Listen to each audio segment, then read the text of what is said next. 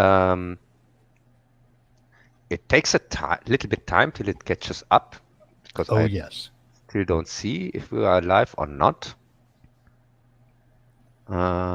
Yeah, it's counting. So I think we are live. Oh, I've got a YouTube So window that seems to. It's the second time it's done it to me this week. yeah, and my window says there is a mistake. Yep. What the fuck? What the hell? So I refreshed it. Yep. It probably worked. It's just that. Whoa. Oh, yeah. Yeah. Looks like we are live. Yeah. See, it looks like we are live, even if I have here the loading thing of death or what you call it, but I don't care. Buffering. Yeah. Yeah, buffering of death, or what it is. What is it called? The circle of death. Yes, the circle of death. Yeah, welcome to Cups Corona. I mean, of course, Cups Corner. But yeah, the subject matter. And I have a guest here, Mitch the Ripper. Oh, yeah. Mitch is not the first time on Cups Corner. He was already on the first show we made. And I told him back then, he was so good, and I'm going to call him. And he waited till today for the call. Well, let's tell the whole story. Cub asked me to come on after I watched the first episode of Picard. I actually watched the first two then, and wanted me to come back in after the last episode. So here I am. Yes, and he took it literally, really. Yes, yes, and it took some finagling because, quite honestly, I don't want to. I have trouble with something, not Star Trek related exactly, but Star Trek Picard and CBS All Access sort of play into this. CBS is an American company, but they're perfectly happy to license with Netflix or Amazon Prime, so that people in every other country can watch it where they've already got an account. But I'm going to have to pay for a separate streaming service in CBS's country of origin? I don't think so. Yeah, that sounds for me like real intelligent salesmanship, or what you call it. Really good skills, how to make the audience happy and make much money, like typical capitalistic company. Yeah, you know what's funny though? You want to know what's really funny? If they put together a Star Trek show, it almost wouldn't matter how good or bad it is. That part won't matter. But if they would just stream it to YouTube, I bet they would get all the views and get all the ad revenue, and they'd make more money. Yes, of course, and also it's really interesting.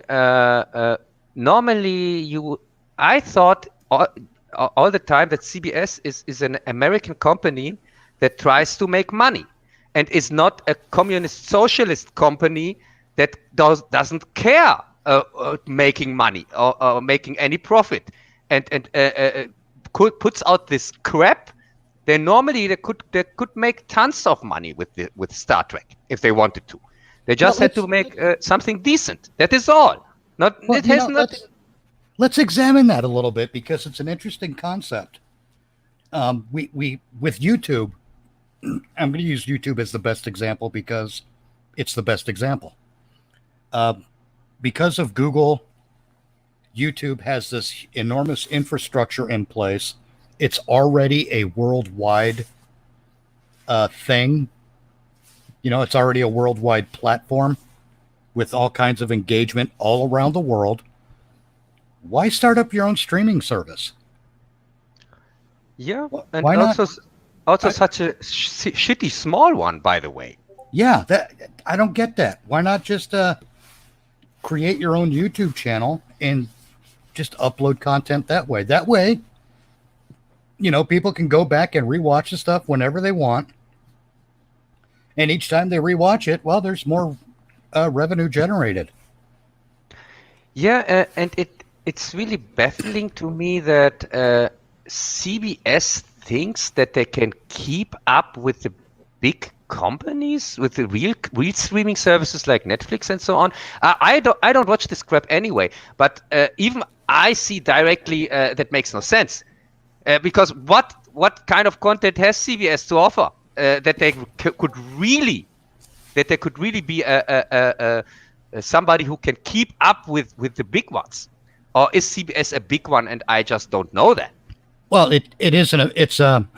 There were three American television networks: CBS, NBC, and ABC, that were the big three, as we called them, for a couple of generations, maybe even 3 generations in total, possibly 4, but for a very long time is my point.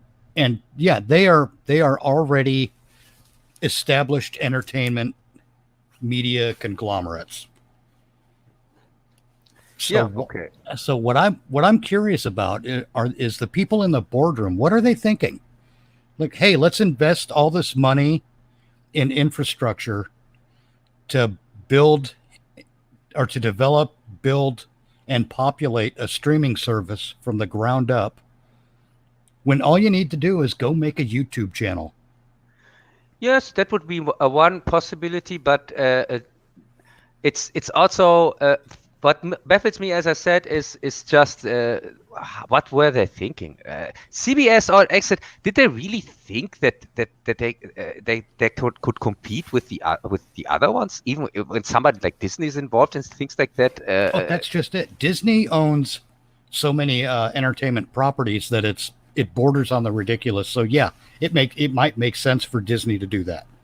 Yeah, but also for this, Disney is struggling. Disney is not even the big winner or something like that because of its politic of PG content. It has a very hard time. It does, but it still makes a decent amount of money. But for something like CBS or NBC or ABC to try to start up their own streaming service, I think it's ridiculous, because it's not just the cost of hiring the personnel and developing and building. It's also the cost of maintenance. Yeah, if you just get a YouTube channel, YouTube is handling all the maintenance. You have nothing to worry about. Can you explain to me, please? Is CBS, NBC, and ABC is that the same like BBC in Britain? Yes and no. Because do they get tax money to fund no, themselves? They don't. No, they're funded exclusively through advertising. Okay. And probably at this point in their lifespan, I bet there's also other investments, stock market, and all that kind of stuff too. Oh, okay. So they are private companies. They are not from Yes. the state, funded from the state, like here in Germany. Because in Germany we have what we call it, George Orwell TV. We have to pay for it, and we have to watch it, even if we don't want to. There's no choice there. Right. It's like with the fascistic system back then, because it's a law from 1934 or 35, and they never changed it. This law, this fascistic law back then, they still use it till today.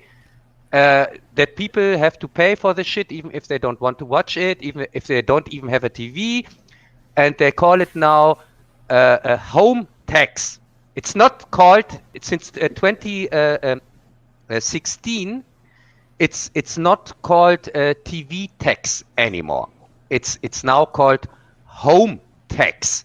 That means, it's just so they can. That's what I don't know if they call it this anywhere else, but it's what in America we call a bait and switch. Yeah, as I said, George Orwell, they use new speech. Of course, it doesn't. It's not called. There is no tax in the world. It's called home. When you have to give something away, home giveaway. If I have to translate the word in English, right? Home giveaway. It's something like a giveaway. Oh, so they don't mean money. So can I give away some old shoes or something like that? No, they want money, and it's a tax. But you have to pay it from your. You have to go on your own there and pay it. It's not a tax that they get just keep from your income or something like that. So Right. it's ridiculous. So because it's a private company, but they disguise themselves that they aren't, and yeah. But here in Germany, as I said, we have here the George Orwell state since years. It's worse than fascism back then, because now with this Corona crap, they can do what they want. And a lot of them are. Yes, a lot of them are, and oh, I'm glad that you are not one of these guys who think the world is now going to end just because some politician says so. Nope. Which I don't understand. Please, Mitch, explain to me. Tell me, when was the moment when people started to believe the crap they see on TV from the media and from the politicians? Was there a day that I missed or something like that? Was there something, maybe an asteroid, like here in the movie with the flowers, where everybody changed his mind and said, "Oh my God, now politicians aren't lying anymore, and the media is telling the truth"? Since when is that? People just one truth about the human condition is that humans, especially humans that are not terribly self-aware, humans have a tendency to do two things. One, believe the first thing they hear and treat everything after that as an excuse. And two, they tend to look for ways to justify whatever it is they're doing. Yes. But I want to address something that Brent said in the chat. Because Brent pointed out that international copyright screws it all up as well when it comes to airing the different content. And again, with YouTube's already got a system in place to deal with that. Really, if CBS wanted to have their own YouTube channel and produce their content or release their content that way, all they would have to do is somehow negotiate with the countries where so that they could release it to those countries and get those geo restrictions lifted.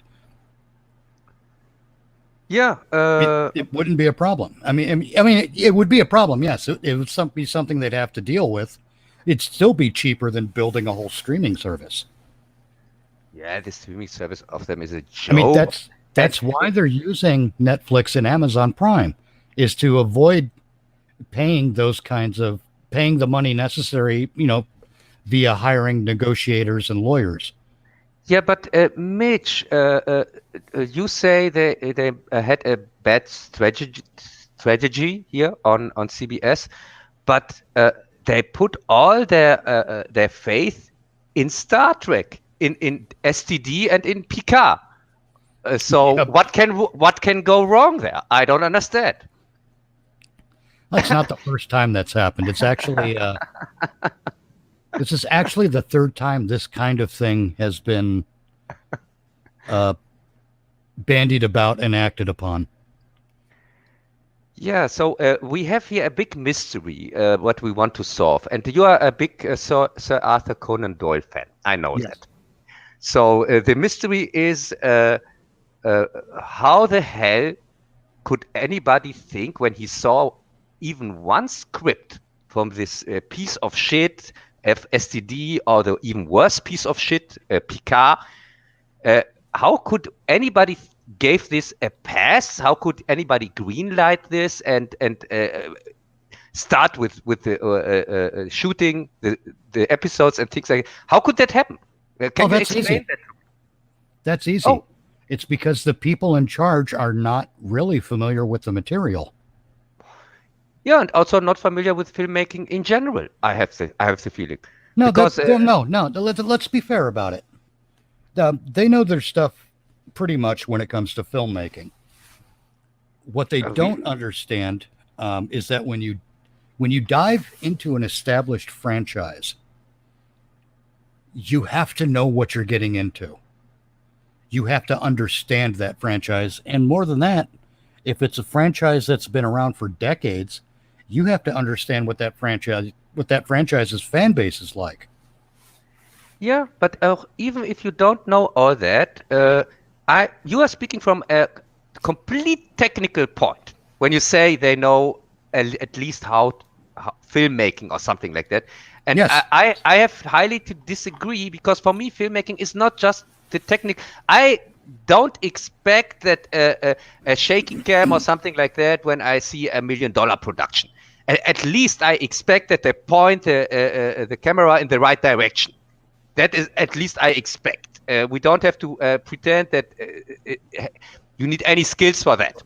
Because they learned that. That is what they have learned. Everybody can do that. Every film student can do that. Well, yeah, I'm the first to say that, especially with the last couple of movies Arthur and I have reviewed, or one in particular, there are elements of that movie while you're watching it where it looks like, okay, this guy, this is the director's final thesis in his filmmaking class. You know, you see like the way they use the camera, it comes off that way. Yeah. Yes. You know, And because it's just not. It might be a creative idea, but the way it's executed is in that film student kind of way. yes, I know. I know exactly what you are talking about. I made movies myself back then, 25 years ago, and you can clearly see that there were some interesting ideas, but the execution was horrible beyond belief, and that's typical film student stuff. I know Yeah, that, I and mean it's when you have a scene where they do something visually that is just completely and totally out of place with the rest of the movie, and you know that they only did it because someone said, "Hey, you know what would look cool?" It's like when you hey, I know what would look cool. Some flowers in space. That oh, would look cool don't or start. not. Let's not get into that yet. No, it's because there's a visual language. We both know this. Everyone here knows this. There's a visual language to cinema, and when they do something like that, it's the equivalent of speaking one language and then jumping into a completely different language for 3 seconds and then going back into the original language. Yeah, yeah. It's the visual equivalent of that. Yes, and even I knew back then, 25 years ago, when I made my little movies, I knew that I had a storyline that went through both parts. At the end of my first movie, there is even a kind of ad for the second one coming soon, tape 2 back again, because I knew back then where the story goes. So I planned it out. Even there were 2 years, kind of 2 years away from each other and things like that. But still, then first time I kind of try to have a storyline that goes to both movies, and so this is the thing what I'm talking about. Now you have a TV series which of comes off both series here, STD and Picard, come off like they had no clue where the story is going. Every episode, every episode contradicts the last one or the last ones. They don't have any kind of they made the story up as they went along. Yeah. I mean, well, that's ultimately what happens. But I think what you're getting at is it's really obvious that they didn't have a well thought out plan. Yeah. You know, they said, okay, we want to hit these beats, boom, boom, boom, boom, boom, boom, boom. But okay, now go film it. Yeah. Instead of going, okay, let's hit this beat here, boom. Okay, how does that work? How does that impact the people in that story? And how is it going to relate to the next beat? Boom. You know, they didn't ask those questions. They just said, space ninjas in armor. Okay. Dark matter asteroid. Okay. Red matter. Okay. Yeah, red matter. That is the most important part when it comes to Jar Jar Abrams and everybody involved with him, a bad reboot or secret hideout or things like that. You always get these ingredients. He has always the same stick.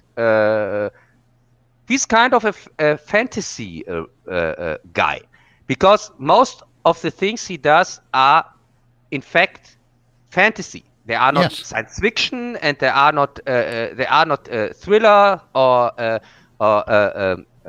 something grounded. They're pure fantasy.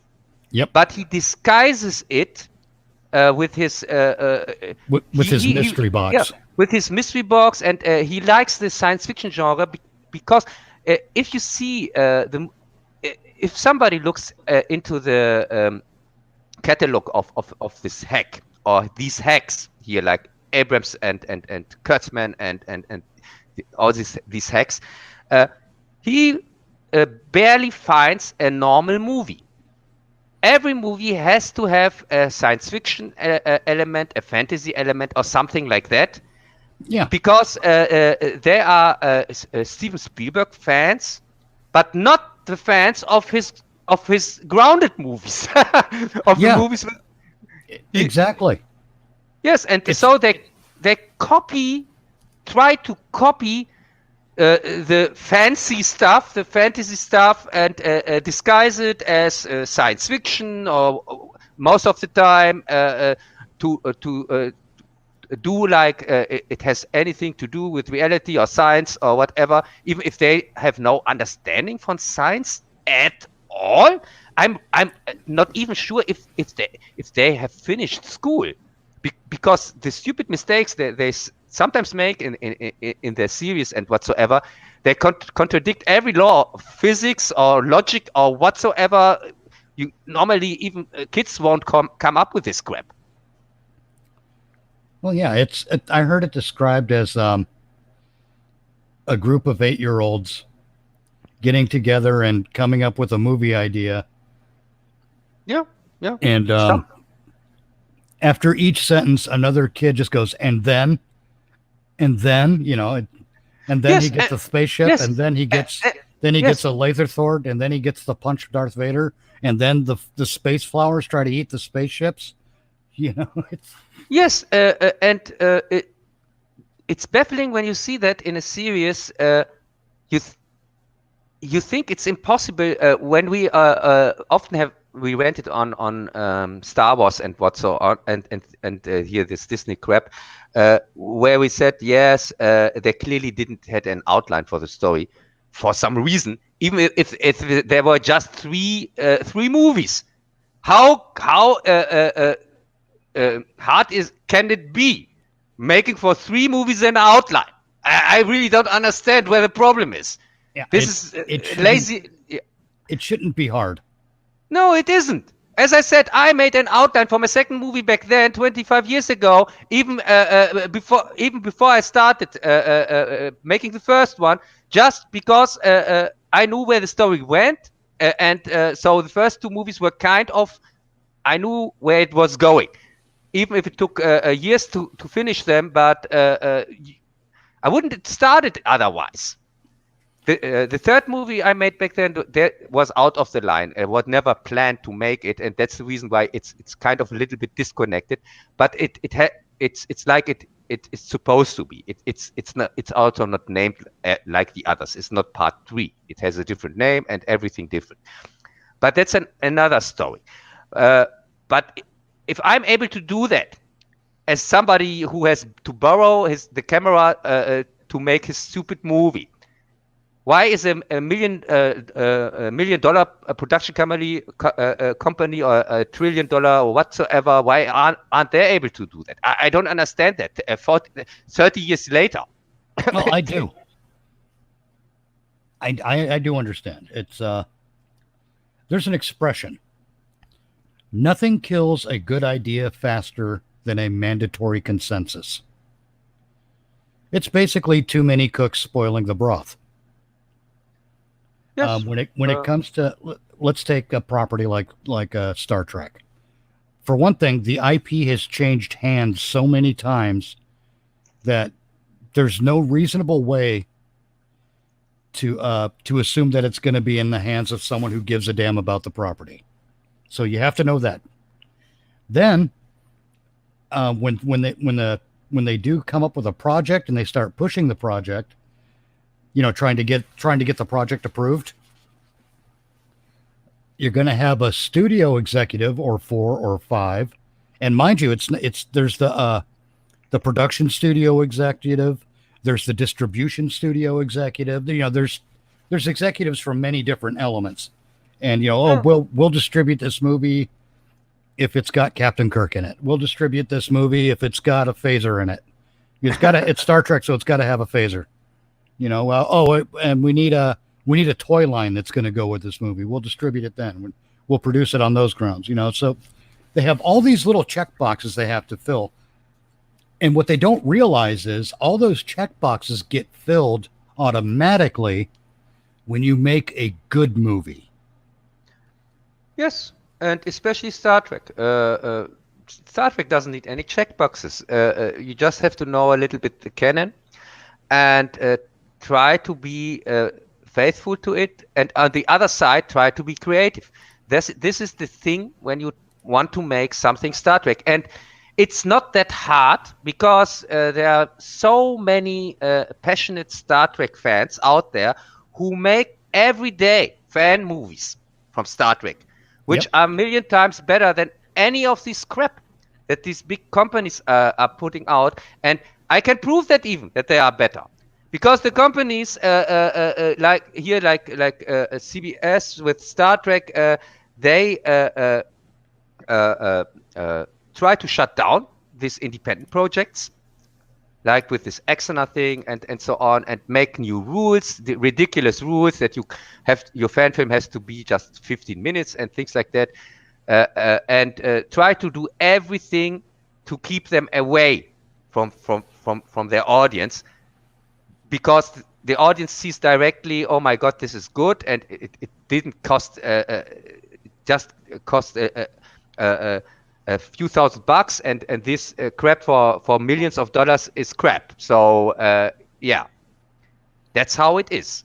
And you want to know how bad it really is, or how short-sighted those new rules are?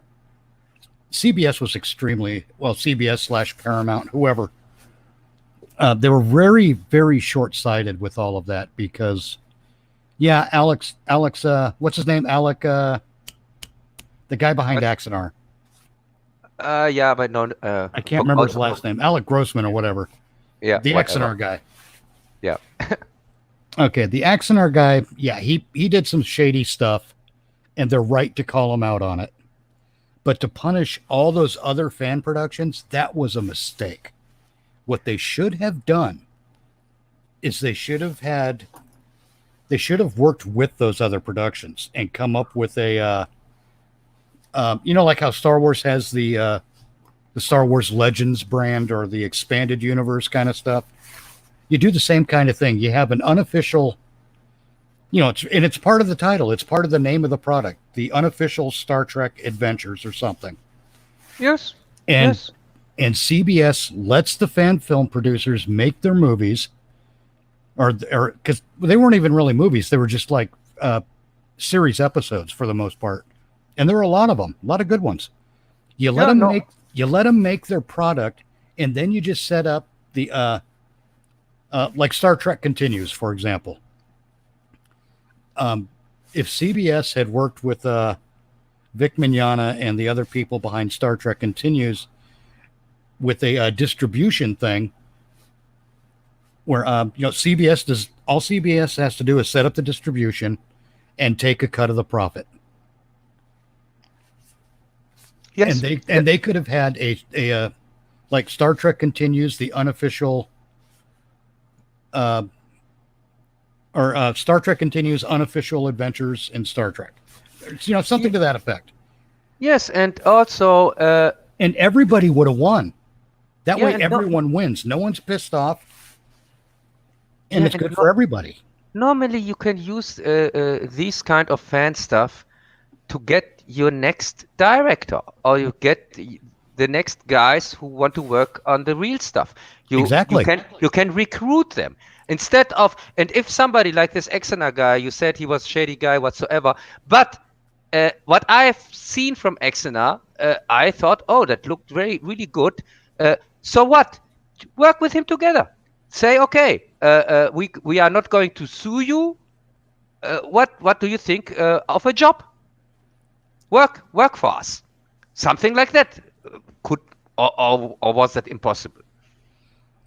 Well, see, and that's the thing. And I think this will also address what Digital Pollution just wrote in the chat about the problem with most low-end fan films is the acting. Yes, it is. Yes. But at the same time, that entire production is like a single resume for a whole lot of people. It's like a group resume.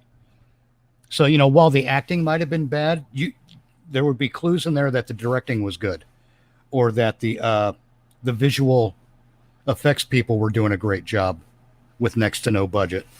Those are the kinds of people you want to get in. Those are the kinds of people you want to hire who know how to operate on a small budget, because you don't need $100 million, 300. You don't need $100 to $300 million to make a good Star Trek movie.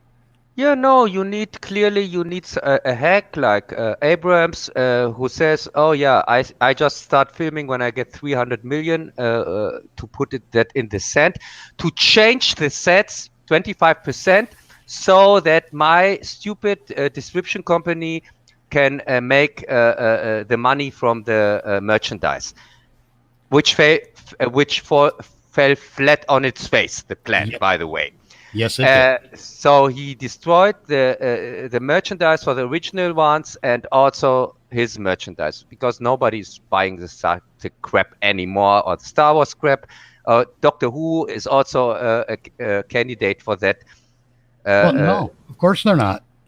The reason no one's buying that stuff is because they're not making a good product. Nobody likes the stuff they're putting out. Yes, by destroying and also by destroying the canon, instead of putting the thing in an alternate universe or whatever, like he did with the Star Trek, with the stupid Star Trek movies, these new ones. Oh my God, they are so bad.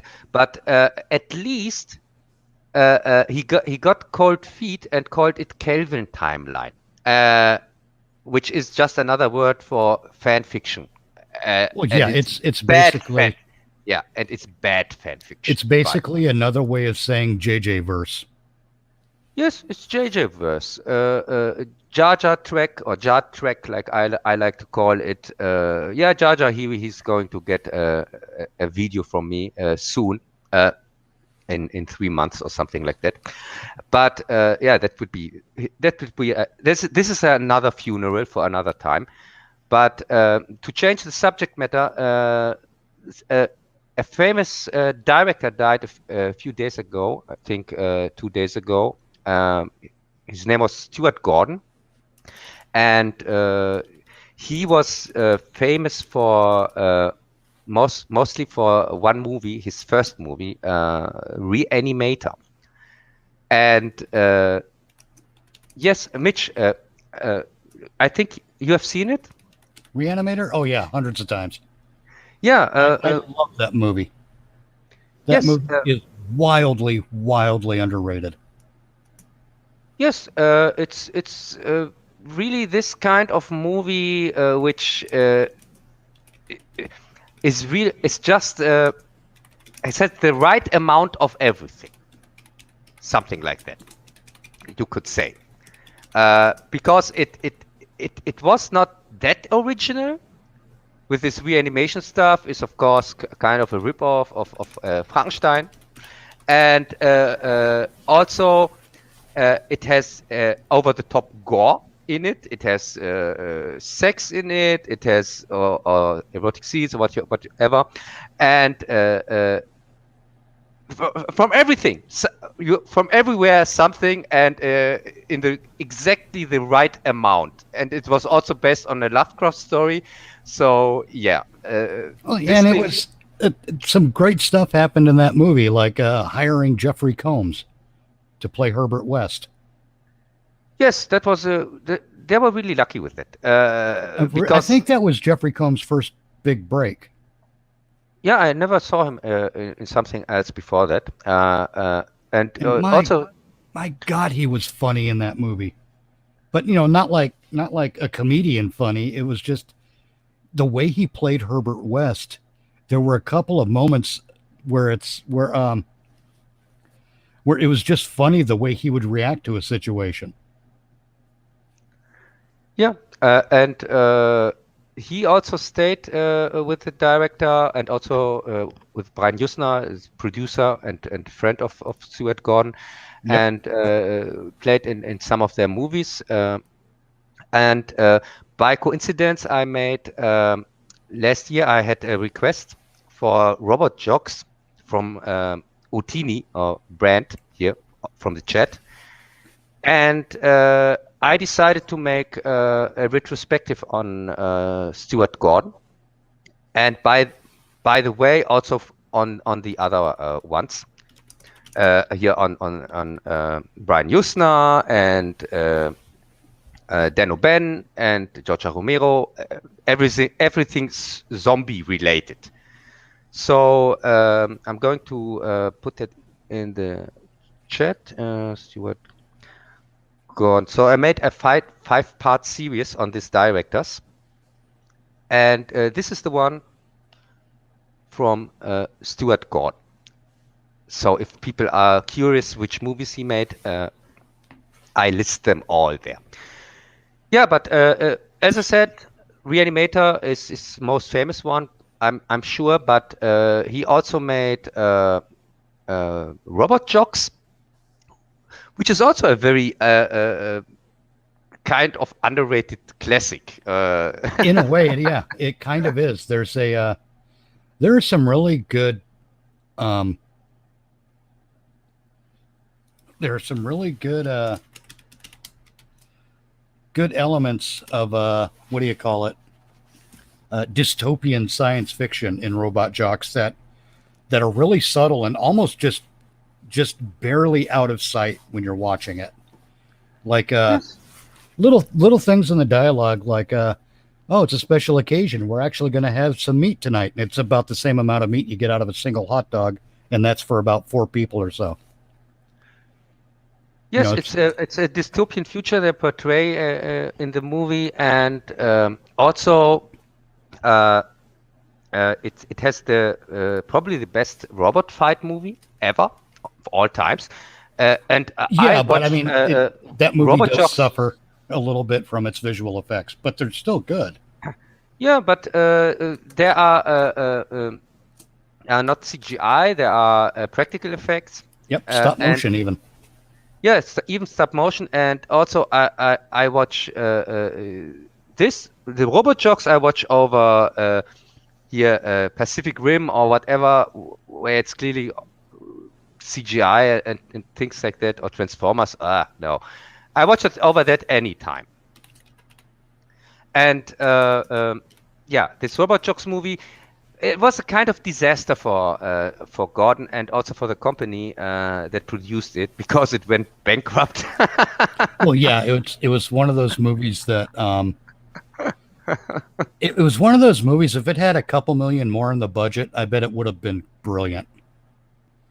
Yes, it's really sad. Stuart Gordon, he was the perfect example. No, you could really compare him also a little bit to George R. Romero, because A little bit, yeah. both directors they had really good ideas, and the movies, most of them I really like, and were sometimes not at the right time. They were sometimes too early or too late or whatever with their Yep. movies, and these are really the perfect examples where Romero, for example, he was lucky back then with Night of the Living Dead. It came exactly at the right time, in the right moment. Everything was, and this is the reason why people nowadays can remember Romero, and not many know Stuart Gordon. Of course, they know Reanimator. Well, yeah. The guy who made Reanimator, yeah. Well, But another comparison between the two is they both how do you say it? A lot of people got their start with them, if you know what I mean. Like how Jeffrey Combs got his start with Stuart Gordon. Jack Nicholson was one person that got not his start maybe, but early in his career worked for George Romero. In fact, a lot of people who worked with George Romero early in their careers went on to have huge, brilliant careers. yes, and responsible for that is a guy who is probably who will get a retrospective maybe next year. He's called Roger Corman. He was kind of the talent scout. It was actually Roger Corman who I was thinking of. I always get him and Romero mixed up for some reason. Yeah, no, it's no problem. Nobody can know all this stuff. I also have constantly look things up, but in my case, I've decided so much time from my life for this stupid movie thing. So yeah, but as I said, Roger Corman, he had back then this film company, New Line, I think. And yeah, I think it was New Line. yes, and there were many actors, many directors who got the chance back then, thanks to him. And coming back to Stuart Gordon, yeah, Stuart Gordon, he never had the big breakthrough like Romero with his zombie trilogy back then. Because his Reanimator trilogy or whatever went to shit after he directed just part 1. And part 2 and part 3 are from his friend and producer, Brian Usna. And there's a reason why my Stuart Gordon video is just called Reanimator review and why my Brian Usna review is called Cup Versus. Yeah, because I'm not a fan of this Rusna guy at all, and one of the reasons is that he was this part 2 guy or part 3 guy. He came in when kind of when you have nothing to lose and you just wanted to make money from a franchise and didn't care for the quality. Yep. Then you brought this hack in, and it really showed. So and Stuart Gordon himself, he had even if we talk about his movies, most of them were not big successes at all. Reanimator was a kind of surprise hit back then, but the movie that followed, From Beyond, was it was an even better made movie than Reanimator. But it flopped. It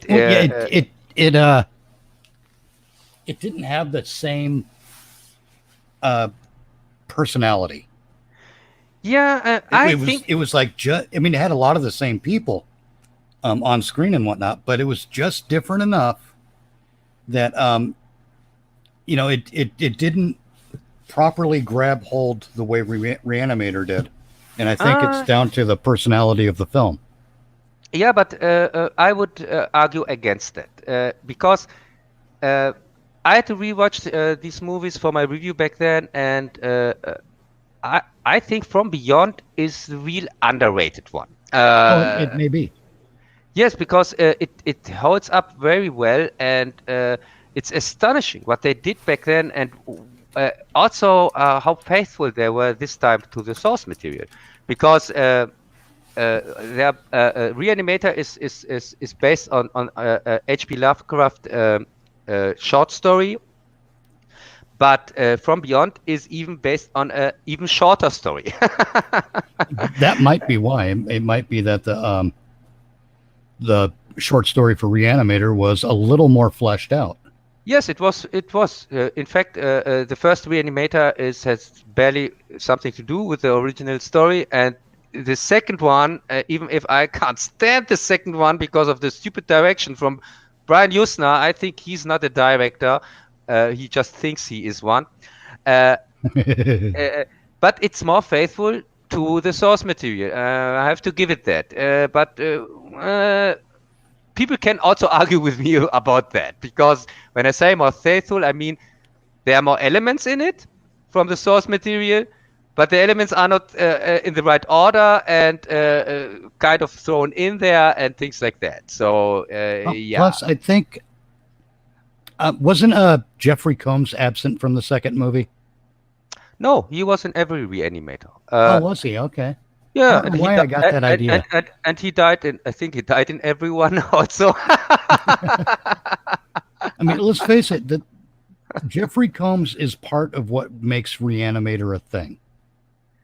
Yes, yes, And but and in that first movie, it's like when you get the perfect introduction, but everything after that just doesn't live up to it. And it's yes, and probably because Student Gordon didn't direct again. yeah, and I really think yeah, Jeffrey Combs is great, but the direction really shows, because you can directly compare this stuff from Yusna and Gordon, and you see it's like day and night, the difference. There's really no comparison. Stuart Gordon is a real director, and Yusna is just a hack. Uh, uh, but Gordon never had this big breakthrough, because when he tried to get out of these cheap made movies, uh, like Reanimator and From Beyond and whatsoever, because these were really very cheap movies. I Yes. don't say they were bad. I just say they were No, very not. they were uh, they were made inexpensively. Yes, yes, effective. And but with Robot Jox, he wanted to go a little bit more that it looks like really like a high production, and it was. It was Robot Jox had a budget, I think, of $10 million or something ridiculous. It was a big amount of money for back then, Yeah. and I mean, it wasn't huge, but it wasn't low budget either. oh, it was for the company. It was huge. It cost more than all the movies together combined before that. And the problem with Robot Jox, if people ask themselves, yeah, but why the hell did it fail? The problem was that there were two visions with the movie, because uh, I the writer who wrote the script had another vision for the movie than the director.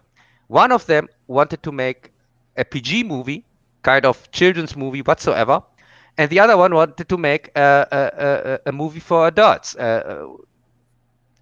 So this is the reason why this movie comes off so uneven when you watch it, You know, because that's another mistake. I don't think you should never make a movie. Well, we're going to leave pornography out because there's an obvious thing there, but you should never make a movie for adults, and you should never make a movie for kids. You should make a movie because there's an interesting story to tell, and then let yes, the chips fall where they may. yes, yes, I agree on that 100%, and it's really sad because uh, instead of putting Stuart Gordon on the map as an upcoming great movie maker, the company, the production company, went bankrupt with the movie, and so he had to start from scratch again. Yep. It was not a success at all, sadly, but it became a success on video, and it became a well-earned cult following. And Oh yeah, it I actually saw it in the theater. oh my God, you saw Robot Jox in the theater? No, I was talking about Reanimator. Oh, okay. Yeah, but that's even. Yeah, I wish I could have, but I was not old enough back then. From 1985, I think, Yeah, about Reanimator. that. Yeah, and 1985, I was 14 or 13, so no chance that I could see that. I have seen back then a heavily cut version when it came out here in Germany on video, uh, and it was so cut that really that was one of the most heavily cut movies ever. And of course, we organized a version here from Of Dutch course. or Holland, what you call it, and because there you could get all the stuff Well, PG-16. well, yeah, that was Uh, back in uh, the uh, days of the uh, Stasi, for Christ's yeah, sake. yeah, uncut, and you could get there all the stuff uncut PG-16, and here in Germany PG-18 they were cut as hell. So yeah, that was really interesting times back then. But But it's true though. You make a movie or even a TV show if you have an interesting story to tell and just let the chips fall where they may.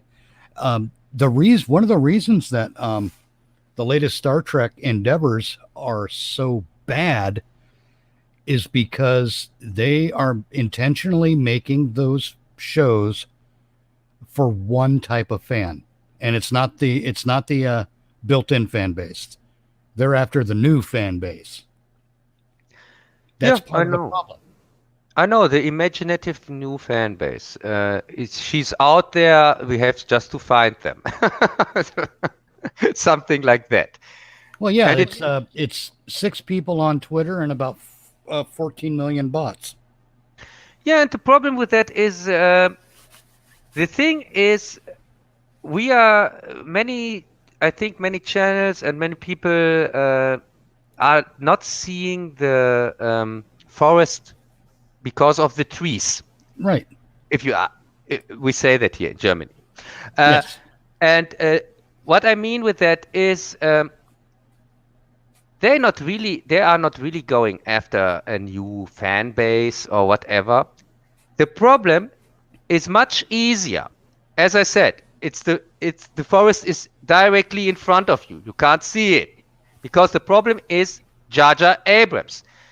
The reason why people think that he's going after new fans or whatever is because he changed the properties so beyond recognizing that he can this 25% thing or whatever, that he can sell toys, and by changing that, it was Right. a side effect. It These doesn't work.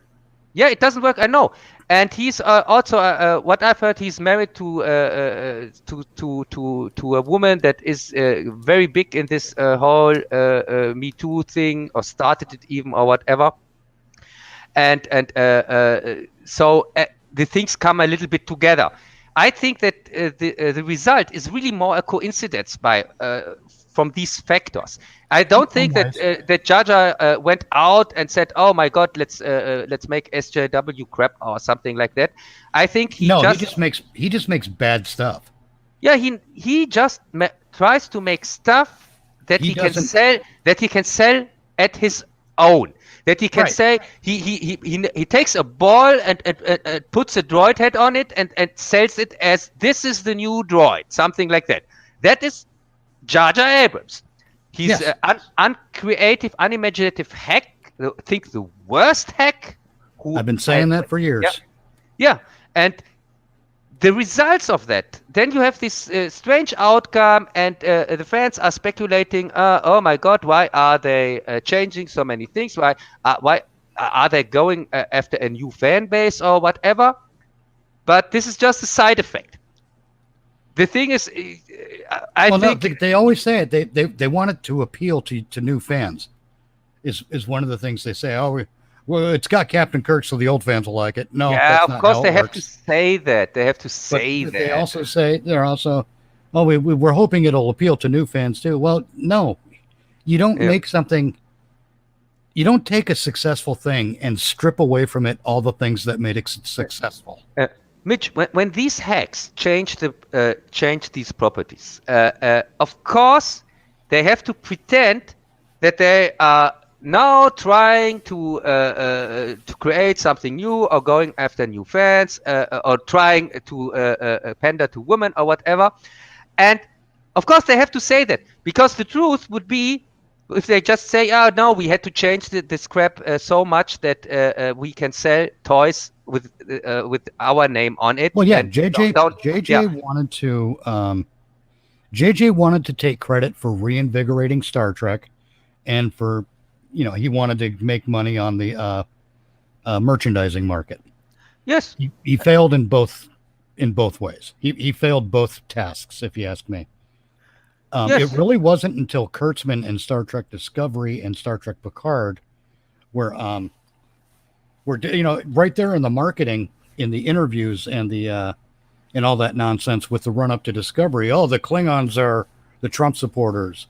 So okay, yeah, already you're throwing a shitload of fans overboard.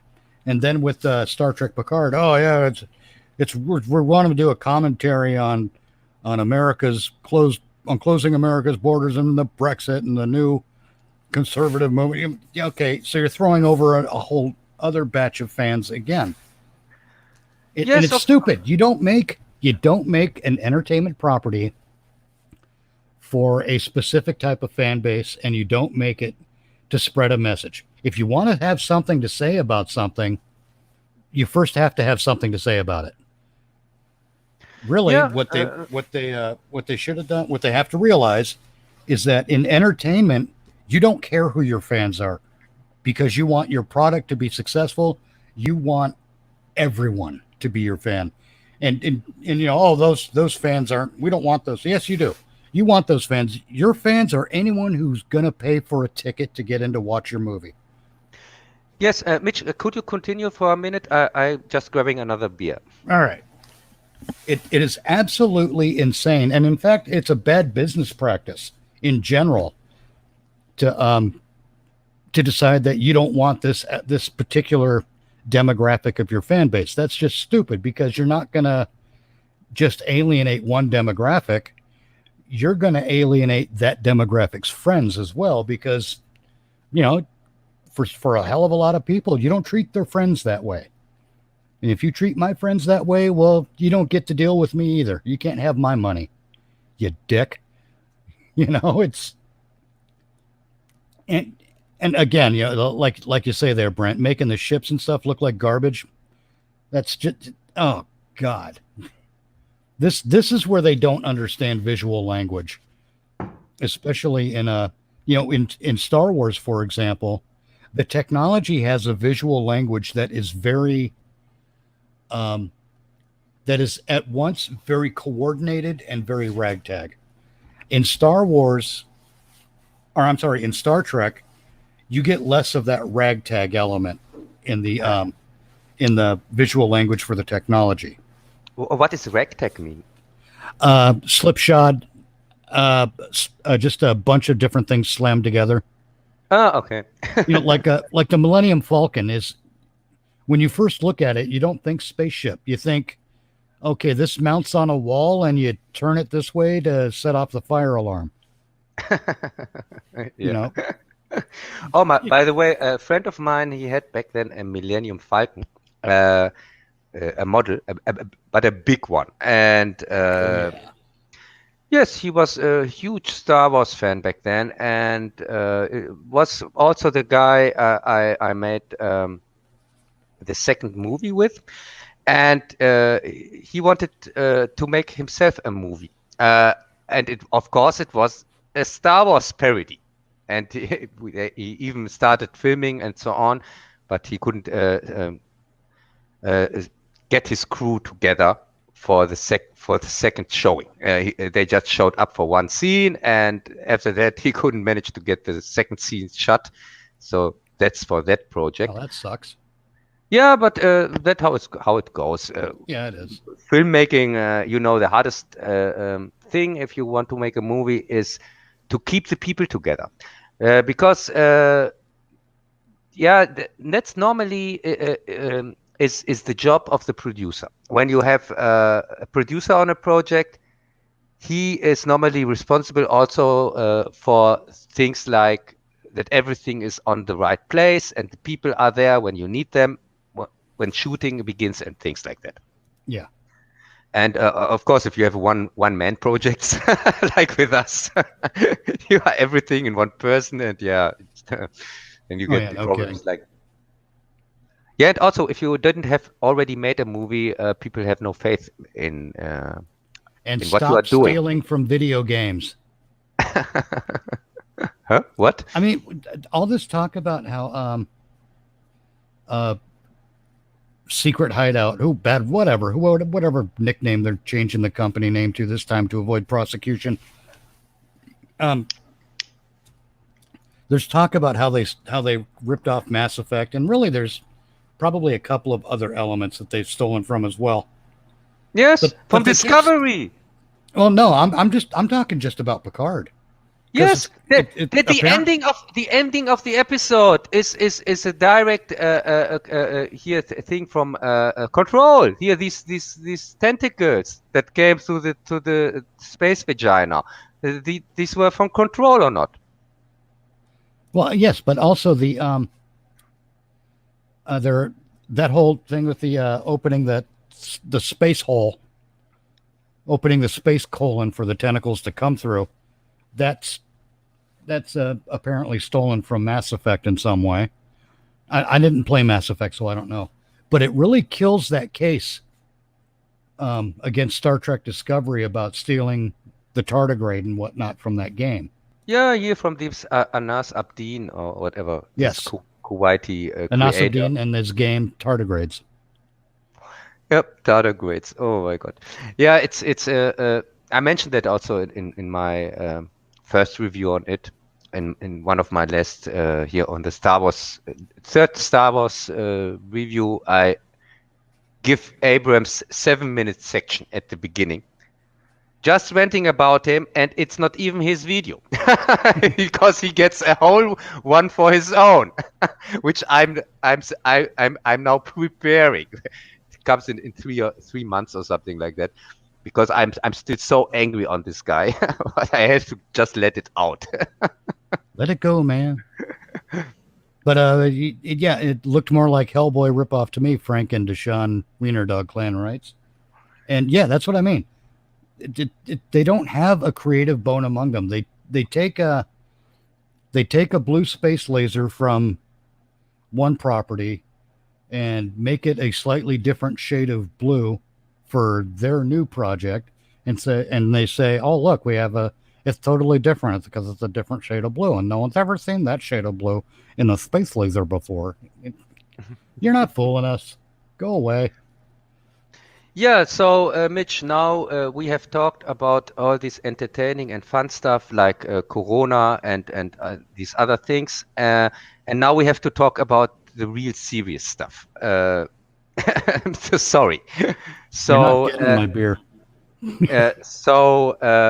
Please, Mitch, tell me everything about Star Trek. Star Trek. It's not even Star Trek. Anti-Trek. Picard. The final episode. Yeah, Star Trek Packard. Yeah, fake Trek Picard or whatever. Okay, so here's the synopsis for the final episode of Star Trek Picard. Space Grandpa is tired and he gets mad at space flowers because the space flowers try to eat the spaceships. So he tries to shoot the space flowers from a spaceship, and then he gets beamed to the planet, and sleepy Space Grandpa dies, but he gets his brain put into a new android body that's not really a new android body. It's just the same body without the brain defect because reasons. And shut up, movie. Let's give a quick summary of this last episode. So they are in the episode before that, they were on the planet. They found the synth planet, where supposedly it's full of synths, but there were just 20 or something like that, or 30 maybe. There was not much going on this planet, on this millions of years old planet. What synth culture? Or I have no clue what's going on there.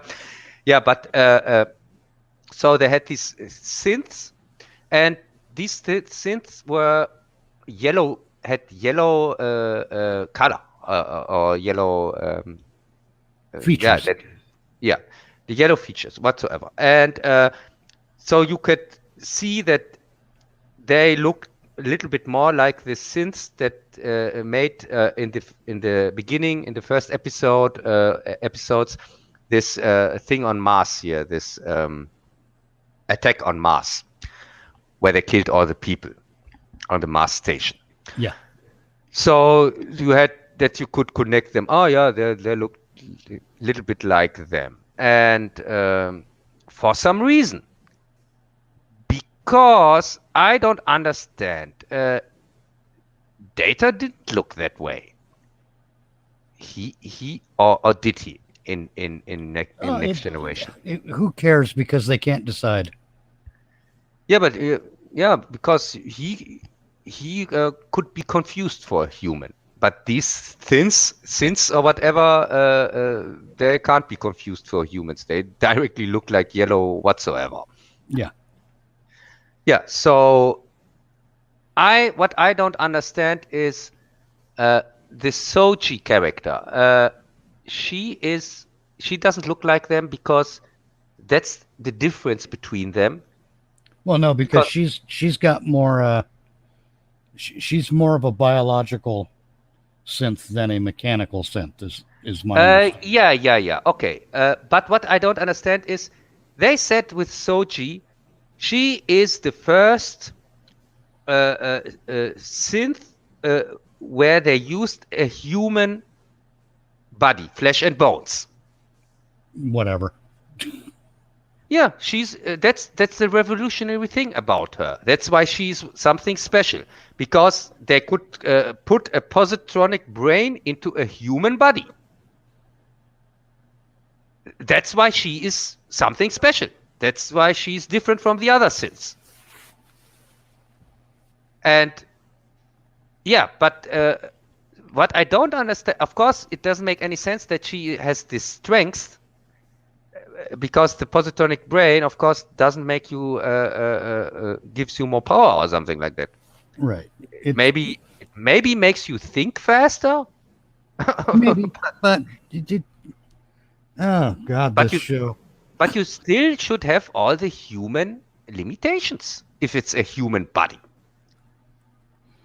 And if it's not a human body, then where the hell is the difference between her and the others? Why does she look like a human then, and the others look like this yellow crap? So there has to be this difference. And they also said it. They said it in the first episodes. She's revolutionary because of we could put a positronic brain in a human body or something like that. Yeah, something to that effect. But ultimately, this show is just an exercise in boredom. So yeah, so when they get here, get on the planet, find the synths, and then they find out something interesting. The synths want really to wipe out humanity. It was all true. So the Romulans were right, kind of, because that's the plan of the synths. And also the synths can get this message, which kills people, this warnings message, and they can decrypt it, and and in fact, it says exactly what we thought the whole time it says. It's not a secret at all. It says human-made machines, and the machines, AI whatsoever, they overcome them or whatever, and try to kill them all. I say try because if they really have killed all, then who the hell made this warning?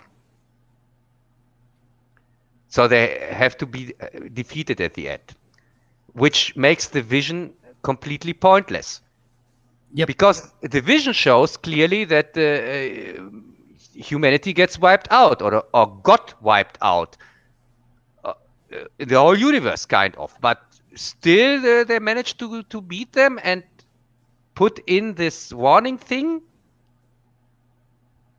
And then they died or what? I don't know. I have no clue how this works. It's like when they say that no one's ever lived to tell the tale. Well, then how do you know the tale?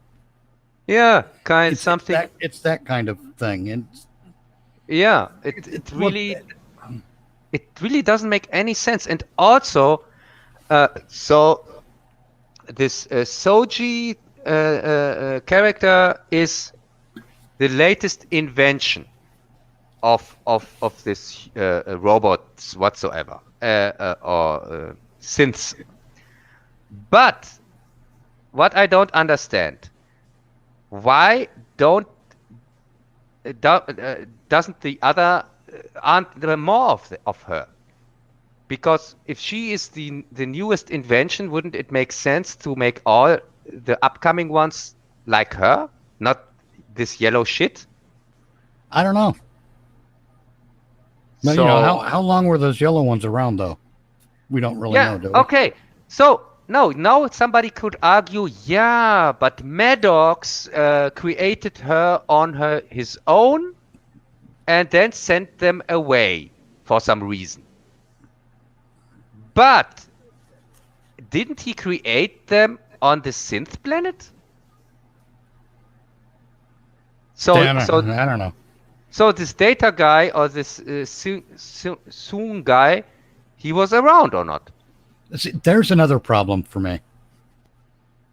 Are we really supposed to believe that everyone with the last name Soong, since Eric Soong in Star Trek Enterprise, are we supposed to believe that every Soong since him has only worked on androids and synthetic life and artificial intelligence? Nobody went into cooking or bookkeeping or house cleaning? Yes, but come on. Hey, Mitch, that's how it goes. You become the same thing like your father and your grandfather. Didn't you know that? Yeah. So you can assume that 1,000 years, the 100th generation or whatsoever, also will have to do something with robots. So, but they were lucky that they were doing something like synths or robot building or whatever, this Zoom guy. Because if you think maybe he would be selling whips for horses or something like that, which are not needed anymore. But we know that the son always becomes the same thing like the father and the grandfather. Yeah, then he would be useless or not. It's stupid. It's bad writing. I mean, at least with Maddox, you had him following the work of someone he idolized. That makes sense. But just because, my dad was a taste tester for the Queen, so I'm going to be a taste tester for the Queen. That's stupid. Yeah. It makes completely sense. Yeah, it's maybe it's easier for the audience because when they see a familiar face, then they know, he's probably the nephew or the one for this guy, and of course he does the same shit like his grandfather. Committed the greatest of sins by making an entertainment property that is just absolutely boring. Yes. Think about it. They used all these stupid tropes that have been used everywhere else forever and boring. You didn't have a chance to give a damn about anyone, so when they got into a fight or got killed, it didn't matter. Boring. Jean-Luc Picard is sleepy space grandpa. Boring. Yeah, but he dies at the end, but then he's resurrected because synthetic body and brain transfer. Boring. Yes, we have to talk about that when he dies at the end. That's the point with what I wanted to make, because so on this planet clearly there are no other synths like Sushi and her sister. They are the only ones for some reason. They are the only ones who have this fleshy body and don't look like this yellow crab like the other ones. So for some reason, it is like it is. But what I now don't understand is why does Picard get a fleshy body and not a yellow body like the other synths?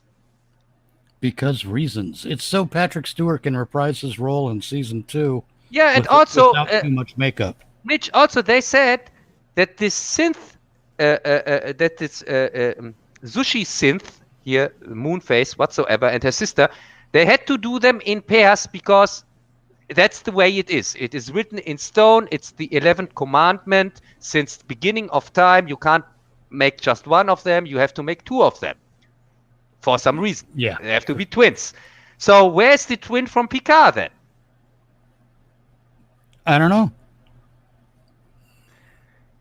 Yeah, so they don't even follow their own stupid logic. I know. That's what I mean. They do. It's like they do everything in their power to make it boring.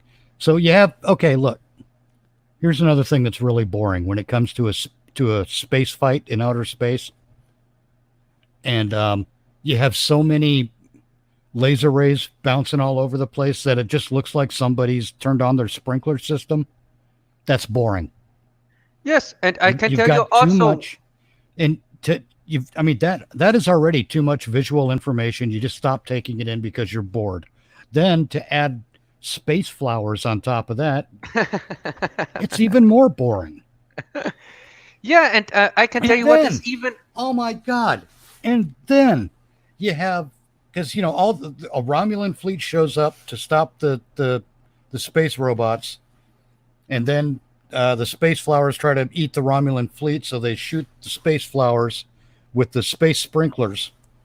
And then the Federation fleet shows up, and it's like a standoff, and it's really tense, and then nothing happens. Boring. Yeah, and also, how do they want to get rid of the synths here, the Romulans? They want to execute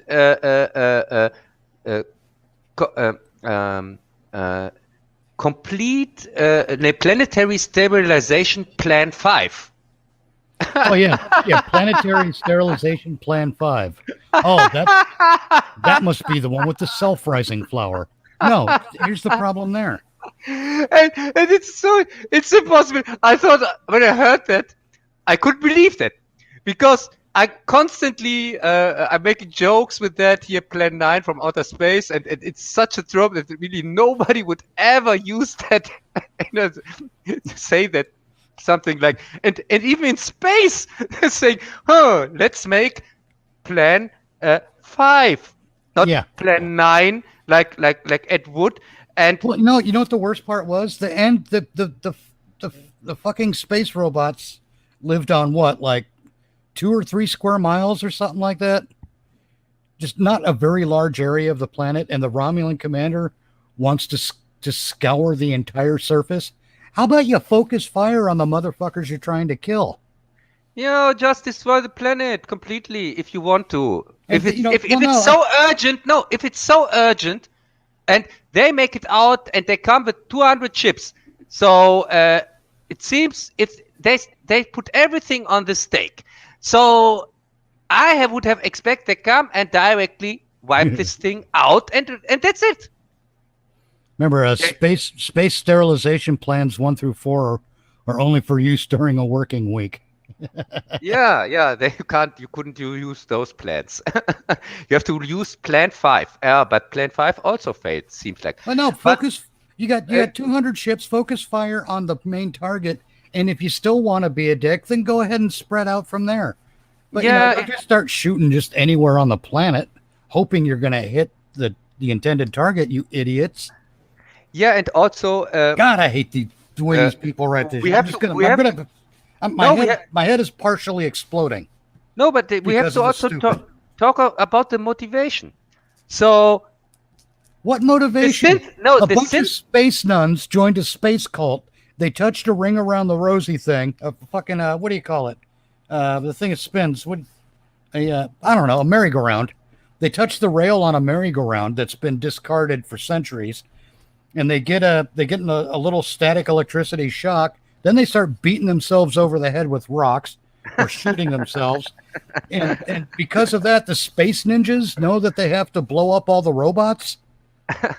Yeah, What seems the? like that. Who the fuck came up with this shit? Yeah, What but 3-year-old with a bunch of stickers came up with the primary storyline in this show? Because that's what yeah, happened. That's yeah, how it comes off to me. It comes off as just a big smattering of idiotic, you know, uh, retarded chimpanzees with failing diapers and hands full of shit can write better than this. yes, and the stupidness doesn't stop there because so Picard finds out in the last episode that the Romulans were right. The Sins want to kill everybody, wipe out humanity or whatever, all life forms in the universe. They have really that plan, and they put him into jail. And even this Data whatsoever Soon guy is cool with that. In fact, he is even the boss of the operation. So now the Romulans show up to kill them, but in fact, we should be on their side or not. And even Picard should be on their side because Picard is cool with that they wipe out all human life. I don't understand. Instead that he says, okay, you are really dangerous. We should kill you all. That would make sense. This is why you don't hire your out of work cousin to write a script. Yeah, yeah.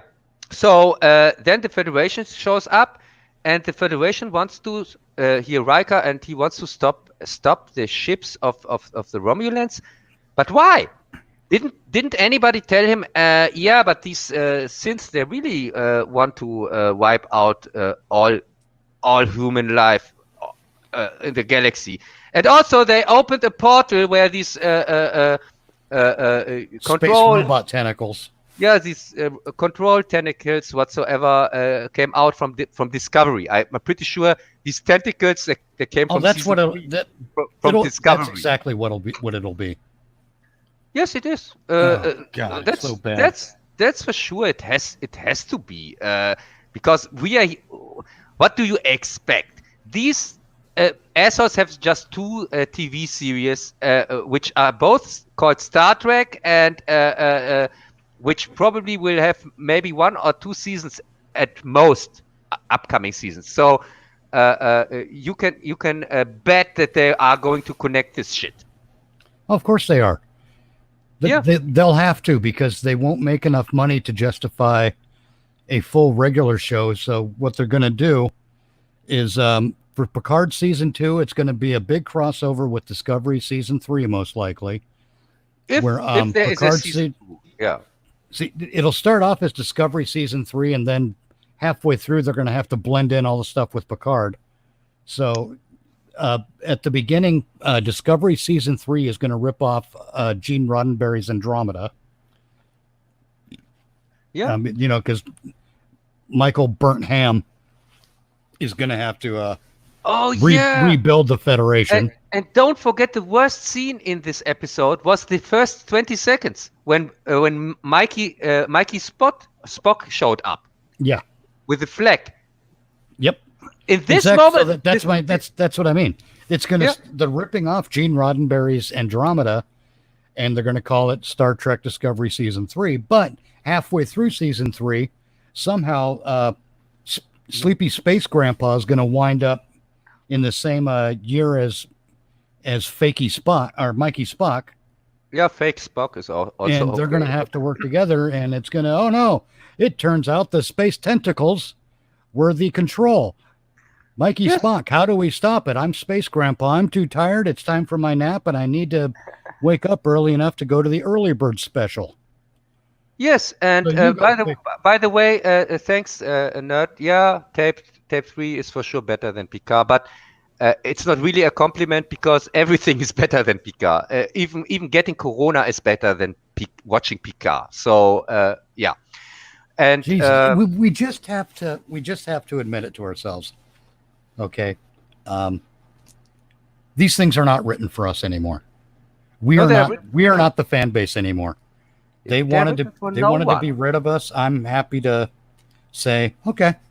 I'm not. I don't. I honestly, I sound like I'm angry about it, and it's not so much that I'm angry that they killed Star Trek, because they did that in 2005 or whenever they did the first J.J. Abrams movie. That might have been 2009. Hey, wait, Mitch. You sound a little bit like an AI that isn't sure that doesn't know that it is an AI and wants to become an AI. Oh, Oh my whatever. God, that is so brilliant. I have to write that down and send the idea to CBS. No, they killed it when they hired J.J. Abrams. I knew it was going to go straight into the toilet from that point. They did the same thing with Doctor Who, except Yeah. it was a slower progression into worse and worse and worse shit. Doctor Who got it worse, much worse than Star Trek and Star Wars. Oh, When I know, people think but that's Star because it was more gradual, Yeah, I think. when people think that Star Trek and Star Wars got it really hard, they have not seen what they have done to Doctor Yeah, Who. 2009. But and then J.J. Abrams basically turned Star Wars to shit too. All the good stuff has already been turned to shit. There's nothing left. You want to know when this really started? A lot of people will probably want to say it started in 2009. It didn't. I think it actually started with Battlestar Galactica and that reimagining. It started with Lady Starbuck. No, I have to disagree on that because I like the new Battlestar Galactica. No, In the new fact, Battlestar Galactica is demonstrably worse than the original. no. In this point, I really have to disagree, but uh, I understand if somebody who is fan of the old show doesn't like the new version because I was never a fan of the old show. No, In fact, the original Battlestar Galactica, and I mean just that first year, not the follow up Galactica 1980, because that was absolute shit. yeah, But that first year, that one season of Battlestar Galactica actually built a world that was just starting to get really, really interesting. And it was starting, even to the point where it was building a mythology that was starting to get really, really interesting. yeah, And really. Wasn't Battlestar Galactica a ripoff of Star Wars? no, no, not at all. Really? Yeah. When did it came out? Star Wars is 1978, I think. yeah, and 1977 was Star Wars. That doesn't make it a ripoff.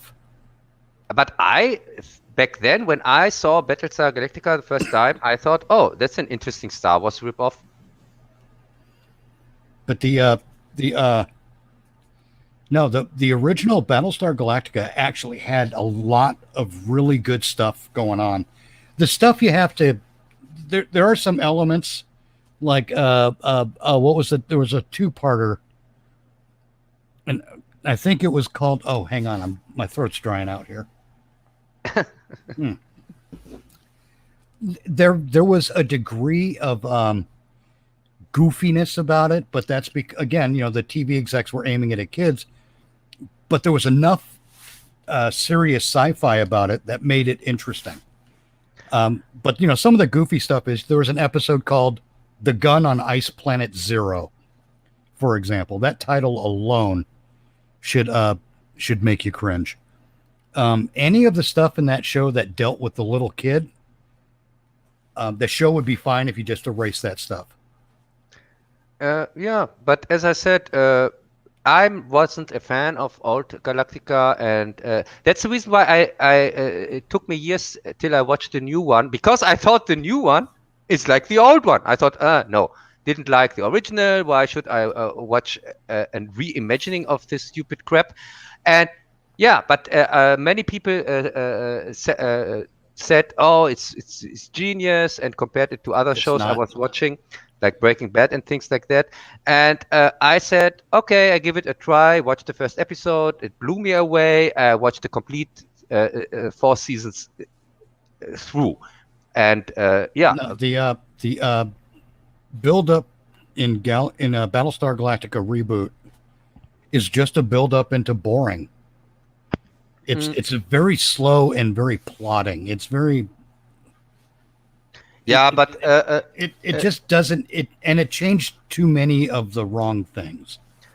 I'm perfectly fine. Get rid of the kid. Get rid of that Ice Planet Zero bullshit. You know, that kind of a naming convention. Get rid of that shit. I like the idea that the Cylon fighter craft were actually Cylons. Yeah, and by the way, instead of just spaceships. Battlestar Galactica is a good example for this gender swap thing you said done right. Because no, it wasn't done right. Mitch, because they made from Starbucks a woman. Okay, Starbuck, a woman. I got that. But she acted like a woman. She didn't act like a man. And my problem with Doctor Who, for example, when they made the gender swap there, or with Mighty Spock or whatever, every time when they make the gender swap, these characters don't act like women. They act like men.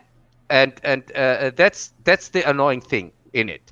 With Starbucks, I have no problems because she was also acting like a woman, and which I'm totally fine with.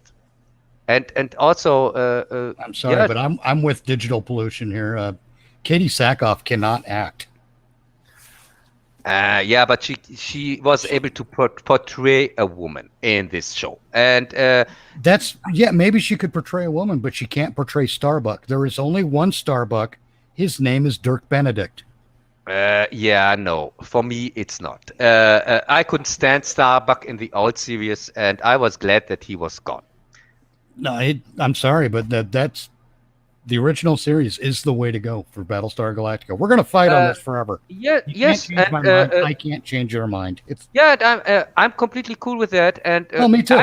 I'm not the huge fan of this whole property in the get-go. So if somebody comes in and says, I'm a real Battlestar Galactica fan, I respect that. The same goes also when I talk with Star Wars fans, because I always say that I am mainly a Star Trek fan, and that all these other properties like Star Wars, Battlestar Galactica, Babylon 5, and things like that, I like them, but I'm not the big fan, the super fan of them. So probably I'm more okay and forgiving with some changes which are for real fans horrible, but I respect that, and I don't say that I'm right in this subject matter. It's because it's a matter of taste. Yeah, and I just can tell you how I feel about it, and and when you see where I'm coming from, clearly not from the fan base of Battlestar Galactica in the get-go, so maybe that's the problem with me.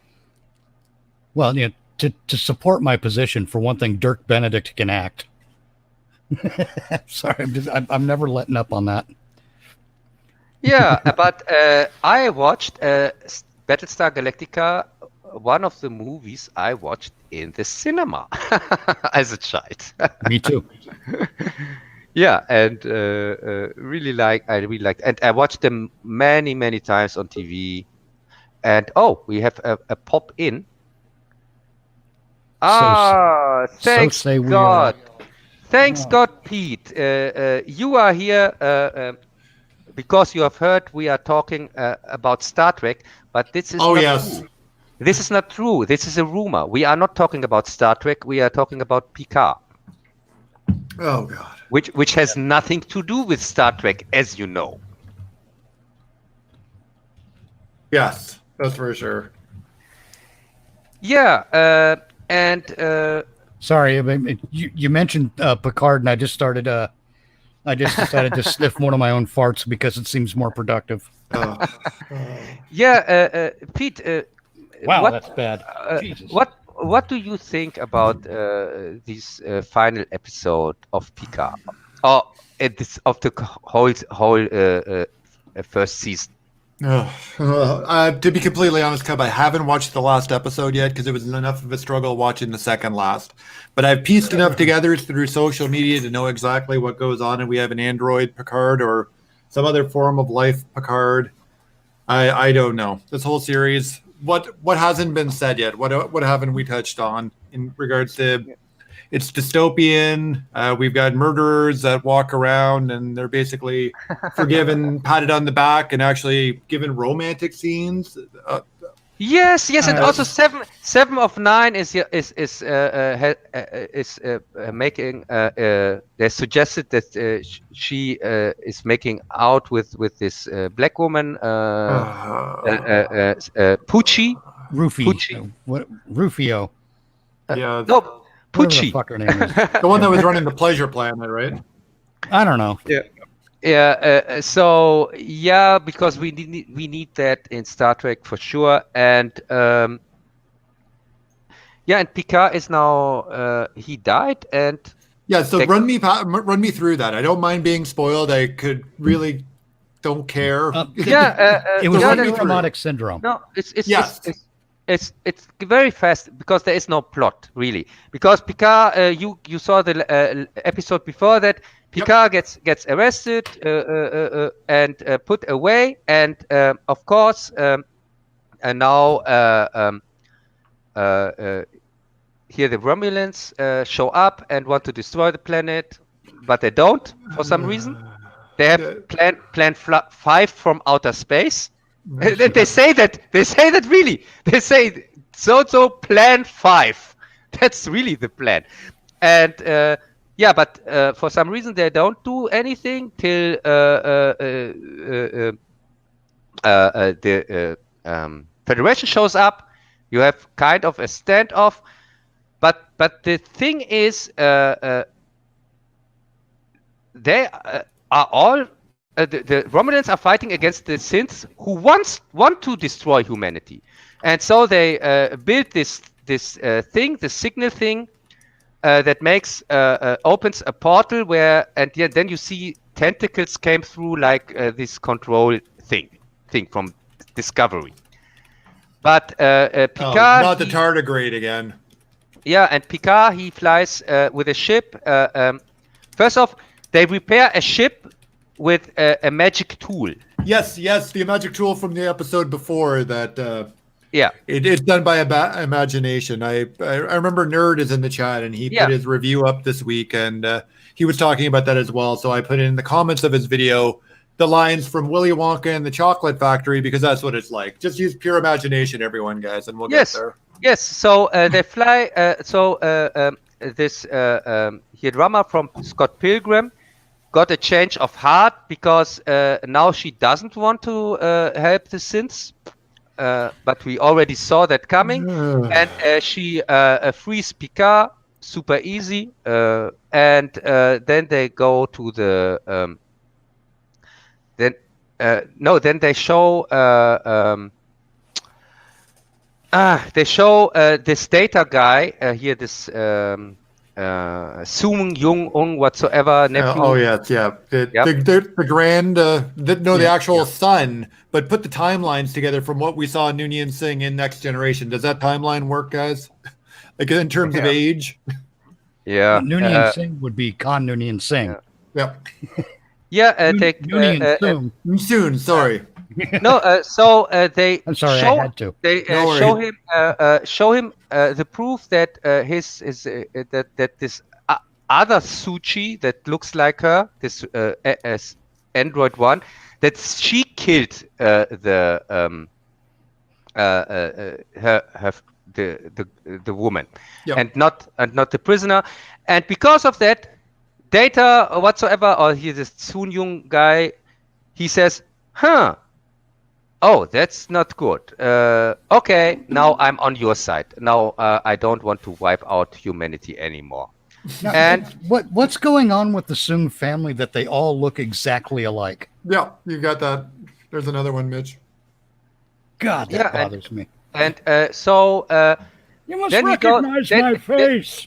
Then he goes to this android woman, this sushi lookalike, and he puts her into sleep. Just super easy. He has a Wait a thing. minute. So let's walk back a minute there. You're talking about the evil one that let the what's his name go?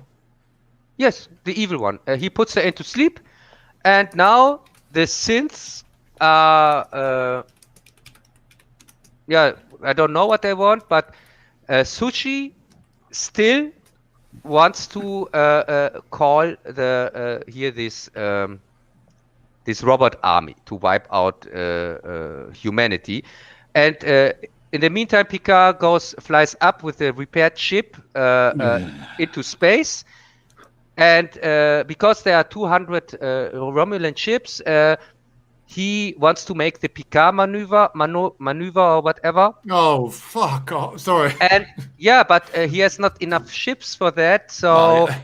but then they remember that they have this fantasy device here, which repairs the ship by thinking of it, and it also can be used to make holograms of the ship in space with warp signature, by the way.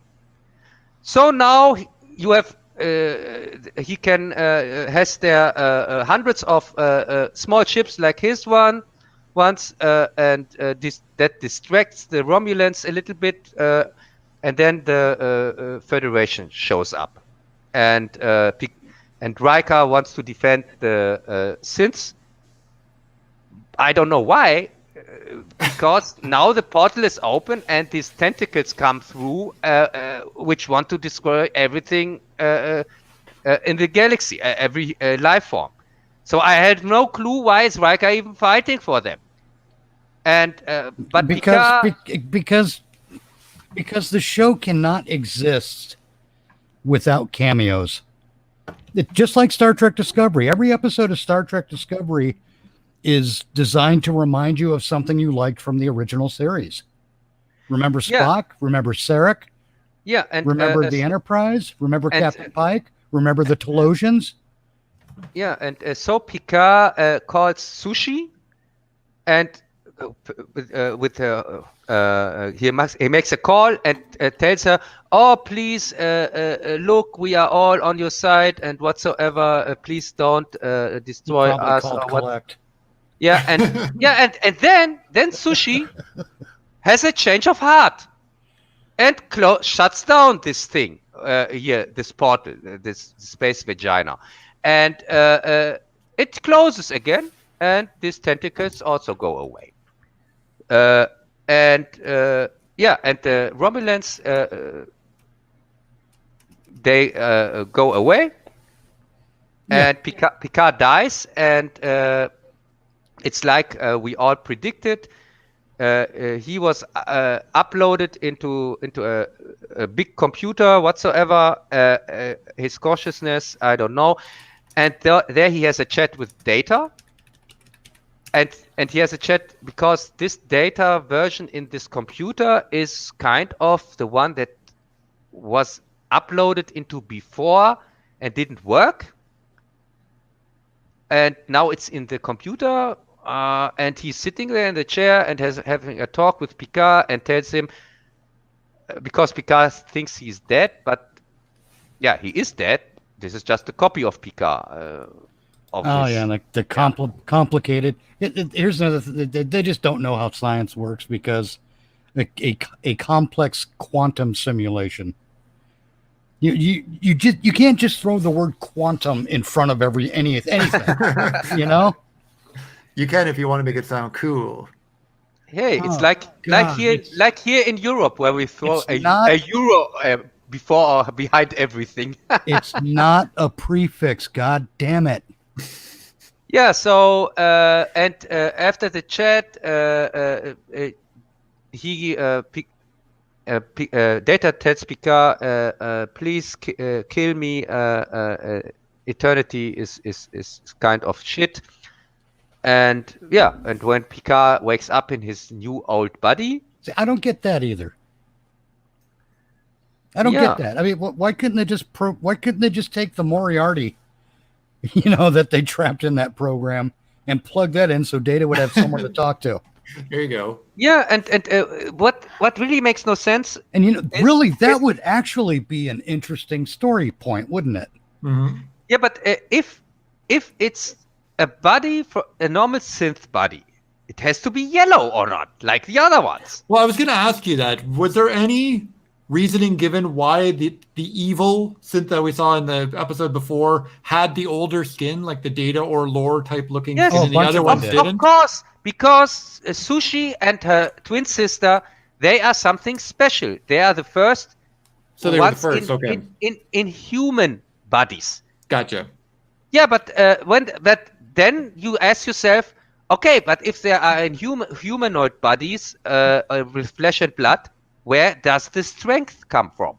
Yeah, because you're gonna reach a structural limit. Yeah, and why are they even more strengthful than the other ones? The real synths, Why? real synthetic Because ones. Avengers Assemble. Yeah, because the real synthetics, Because if they are stronger, that would make maybe kind of sense. because But before Captain Picard got kicked out of Starfleet, he stole the Infinity Gauntlet, and Yeah. then he punched Darth Vader, and now he can live in a world where robots made of human flesh and skin, And he also where therefore not robots, can jump 6 miles in a Oh, straight God. line. yeah, and Oh, God. so if it's not one of the normal synths, it's not synthetic. It's clearly a sushi body. But if that is the case, then he has to be stronger than a normal human, like Sushi or not. And also, he needs a twin, because they said they have to do them in twins. They Yeah. always come in twins. It's a rule. It's the 11th commandment. Since Oh the yeah, they get to beginning of have. the That means time. they can have evil Picard next season too. Oh no! Oh, it's evil God. Picard. Oh yeah, really.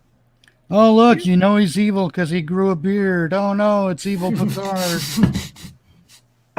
Evil Picard. So Picard actually looks like Picard. They just Oh made no, him. it's evil Picard. You can tell because he got hair plugs. Yeah, it's exactly Picard, just without his the thing where he was dying off from. But why would they? They missed an opportunity there. Like they could have went with a different looking Picard. They could have went like a younger Picard, similar to what we've seen in the Next Generation, or even what we saw in Nemesis. Like they had the chance there, but of course they had to carry it on because no one would watch it if Patrick Stewart wasn't in the show. But you're still right. They could have done something there. They could have done a thing where they revive him. Yep. Before he dies, in his original body, they revive him and say, "Look, Space Grandpa, we have 2 bodies for you here to choose from. You've got your regular old man, super sleepy Space Grandpa. It's time to get your slippers and your pills body, or you have the new and improved, younger, Hey, more Mitch. virile body." They can still do that. I'm pretty sure they have they have somewhere a 3.5 disc copy of Picard. Hold on. Lying I'm around. getting to that. 5 and a quarter. And then Sleepy Grandpa, I'm dying. Put me in my body. I'm familiar with. I'm dying. So they let him die, and then they put his brain in the old new body. But what they don't tell him is that while they were transferring, they also saved a copy to the other disk drive, and they pull out the 3 3.25 inch floppy, and they put that into the new younger body. And then, boom, you have 2 different people who can be Picard in season 2. So when Patrick Stewart has a heart attack in the middle of filming the 2nd episode, they already have someone lined up to go, aha, but yeah, he's Patrick Stewart. He heart attack and died. He was talking to his friends in the dirt. But no, we got the new kid over here. Hey, new kid, put on your fucking shirt and stand in front of the camera. We're going to shave your head, too, so everyone knows that you're Picard. Yes. Yeah, That's a good point. Opportunity, but That's how Hollywood thinks. It's funny that everybody predicted that. I also predicted that. I said, yeah, I'm pretty sure they were going to put Picard in this body, and Well, I actually figured that they were going to kill Picard, and this is before episode 1 even released. I figured that Picard was going to die off in season 1, and they were going to have a ship christened the USS Picard, and that's Right how they on. could justify doing a season Yep. 2. Exactly. I had the same 'Cause- feeling. Because Enterprise was named after the ship, Deep Space Nine was named after a space station, Voyager was named after a ship. Why not? Yeah, and so And it would have been better because it's painful watching Patrick Stewart go through the motions. And the only time he actually does show up is when he's trying to spread his politics in the show. yeah, Yeah. but if things are named after ships, wouldn't it make more sense to name Picard after the Enterprise and not the Enterprise, not the ship after Picard? What? Yeah. No, see, they should have They should. ended- They should. end- No, they should name Picard after the Enterprise because things are named after ships, and the Enterprise is a ship. But they can't name a ship after Picard because No, you can't, normally because you can't call the show Star Trek Enterprise because we already had a Star Trek Enterprise. no, they could have to come with something new, something No, like so that's why like you name the show Star Trek Discovery. No, you name it again. Yeah, Discovery follows that same naming convention. But you name the ship Star Trek Picard. So in the first season, you have Picard. He dies at the end of that first season. And then Captain Riker, his last act as a captain before retiring for real, he christens the new starship, new exploration class starship, the USS Picard. Yeah, of course they will name something then- after Picard. And then ship you can probably. keep the name Star Trek Picard for season 2 because now it's just about the crew of that ship. Yeah, and I That know. crew. You guys aren't giving me enough details. What happens to the crew? So what happened with O? You said she didn't attack. Like, why would she take all? And where did the Romulans get an entire armada of warbirds? We haven't seen a warbird all season, and then there's like 300 of them, I think. Yeah, but the Romulan No. Empire was more than one planet. Yeah, there had never a shortcoming. The Romulans are still there, and these. Well, dude, But not according to this show. This show, the Romulans were scattered. No, Yeah, no clearly kidding. they were. Clearly they weren't because Well, they had. it was called the 208 Romulan Star Empire, to be clear, and that Yeah, implies and much more. Yeah, and also they had 218 ships. No, they clearly didn't need any help from the Federation to rescue anybody. The saddest part was acting Captain Riker in command of the copy-paste fleet. Yeah, Commander Riker comes in and gives a Riker speech. I mean, the Riker part was fine. I'm just disappointed that it was just a big copy-paste fleet. So I was disappointed that he was defending the sins that just opened a portal next to him during his speech. The portal was open and the tentacles came through to the galaxy. So he was defending something that was attacking him in this moment.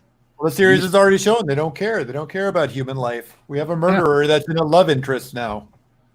So just had to say, yeah, but look out of your window. There, the tentacles. Why won't you defend your own destruction? That's the only thing O had to say when she said that. But no, nobody looked out of the window, and but then Picard comes in and with the speech to Sushi, and then Sushi has a change of heart and stops the machine. Because that's what the script says. And these tentacles that were a minute ago already in our galaxy kind of disappeared after they thing pulled closed. back, and that they turned off the blue sky laser, and the portal started to close. What would have been really cool is if the tentacles never pulled back and they just got cut off, and that would leave something in our universe or time frame or whatever that could be some kind of a threat in the future. That's a really good idea, but that's also too good of writing for this crew. Yeah, I know, because yeah, but maybe they did Alex that. Kurtzman. And, no, but maybe they did that, and they show us that in the first episode of season 2. Then we see the scene again, and then we see that something cut off. Maybe a neutron Because it doesn't take more than that to create something. We know that. Oh, no kidding. Yeah, a neutron of one of these tentacles will, of course, have the consciousness of the whole thing, of complete control or whatever, and yeah, it can recreate itself from that. That's how physics work, or not? Can this movie be over? Oh, for fuck's sake! This is the worst movie I've ever seen. Yeah, yeah, I just can agree on that. And yeah, Pete, and the new crew, of course, is besides Picard, the people we know. And Seven is also there, and Yeah, you got Captain Hologram, Professor Big Forehead. yeah, and here the drummer Professor Roundhead from Scott Pilgrim, and of course this Maddox guy that got killed for nothing without any reason is not mentioned anymore. Now there was someone else. Who was it? You had Rafi, the not recovered. Yeah, that's Space Rufio. Oh my god! Captain Hologram, Space Rufio, Sleepy Grandpa, Professor Roundhead. 7 and 9. See, Jerry Ryan, I like Jerry Ryan's performance because she kind of seems genuine when she performs. Yeah, especially Mitch, especially when she says, "I belong nowhere. I have nobody and belong nowhere." That she says. But there was one other person. Oh, was it Space Elf? Yeah, the Space Elf is also there. Oh god! For some reason, I always forget about that guy because he's. Yeah, and oh my god! So did the rest of them all survive? Yeah, of course. I don't know. Did the nobody died? Swindon Spock survive? Yeah. What about that guy? Did that guy survive? The Romulan? No, who cares? I'm not going to be watching this anytime soon, so yeah, I'm trying to squeeze you for as many details as possible. I don't his, know if he survived or not. his sister dies because seven kills her. Yeah, that's right. Okay, I need to watch it then. That bitch. Fucking Robot Sushi was there too at the end. Good. Yeah, Robot Sushi, of course. And because it's all about her. Yeah, but the thing is, they make it out like because the Federation is now protecting the synths, and of course the synth ban is over and everything is cool, but if they piss off any of the synths, of course, he can open a portal and wipe them all out. So why should anybody be cool with that? I have no idea. Yeah, because this portal thing, every synth can build that now. So how can you live with these people together when you know they could destroy you any second if they are pissed off for some reason? And they are fast pissed off, and they fast change their mind. That we know that during seconds. For them. We have to sympathize with them. That's what it is, Cap. We don't know. We don't understand what they've been through. I don't know what this show. Yes, clearly. So much for Star Trek Picard. The fake track or the death of Star Trek, the final nail in the coffin, what do you want to call it? Pete, what's up with your next bits and pieces? This week I took a break. It's been a pretty busy week on the old home front, but hopefully next week I can get back at it. It'll just be the standard fare, doing the cover of what's going on in the horror world. In terms of news and movie updates, I'm hoping to have some more news regarding the new Predator game that's coming out into the April timeframe, Hunting Grounds. Looking forward to that. Other than that, just living day by day and keeping abreast of what's going on and not enjoying the fact that we're now free of Picard. Yeah, and I told you already in one of the last streams that one of your bits and pieces was the reason why I had to change my schedule, because you reminded me of Candyman, upcoming new Candyman remake, and I changed I changed my schedule so that I timed my Candyman review on the release date. But Pete, is Candyman really coming? Because of these whole many projects are now cancelled and pushing back and things like that. Yep. What do you think? Are they also doing that with Candyman and Ghostbusters and whatsoever? I haven't heard an update. I've kept my eye on Ghostbusters and Candyman. I haven't heard it, but I'm assuming that a lot of movies have been pushed. So I think we can bet that it's going to be, they're all going to be moved back a bit. Oh my God! They completely fuck up with my schedule. Yeah, so your schedule's going to have to change again. But I can't. Candyman is part 3 of a 4-part Clive Barker series I'm going to make. They need to leave Candyman alone. Yeah, no. And this one's with Jordan Peele in the director's chair. No, I'm sorry, but you don't mess with Tony Todd. Yeah, Tony Todd is in the movie, but only in a cameo role, from what I know. Yeah, that's what I mean. And Jordan Peele is not directing; he's just producing on it. Producing, yeah. Sorry. Tony Todd is a badass. Leave the series alone. Yep. It stands on its own. I have to grab another beer. Sounds good. I mean, they need to stop remaking stuff. Well, yeah. Well, my theory is you don't remake RoboCop, for example, because that was brilliant. It was done perfectly the first time. Leave it alone. Yeah, it's got flaws. Big deal. Stop motion animation isn't gorgeous. Doesn't matter. That movie is just fine the way it is. Leave it alone. The movie you want to remake is something that they completely and abysmally, I can't say that word, abysmally failed at the first time.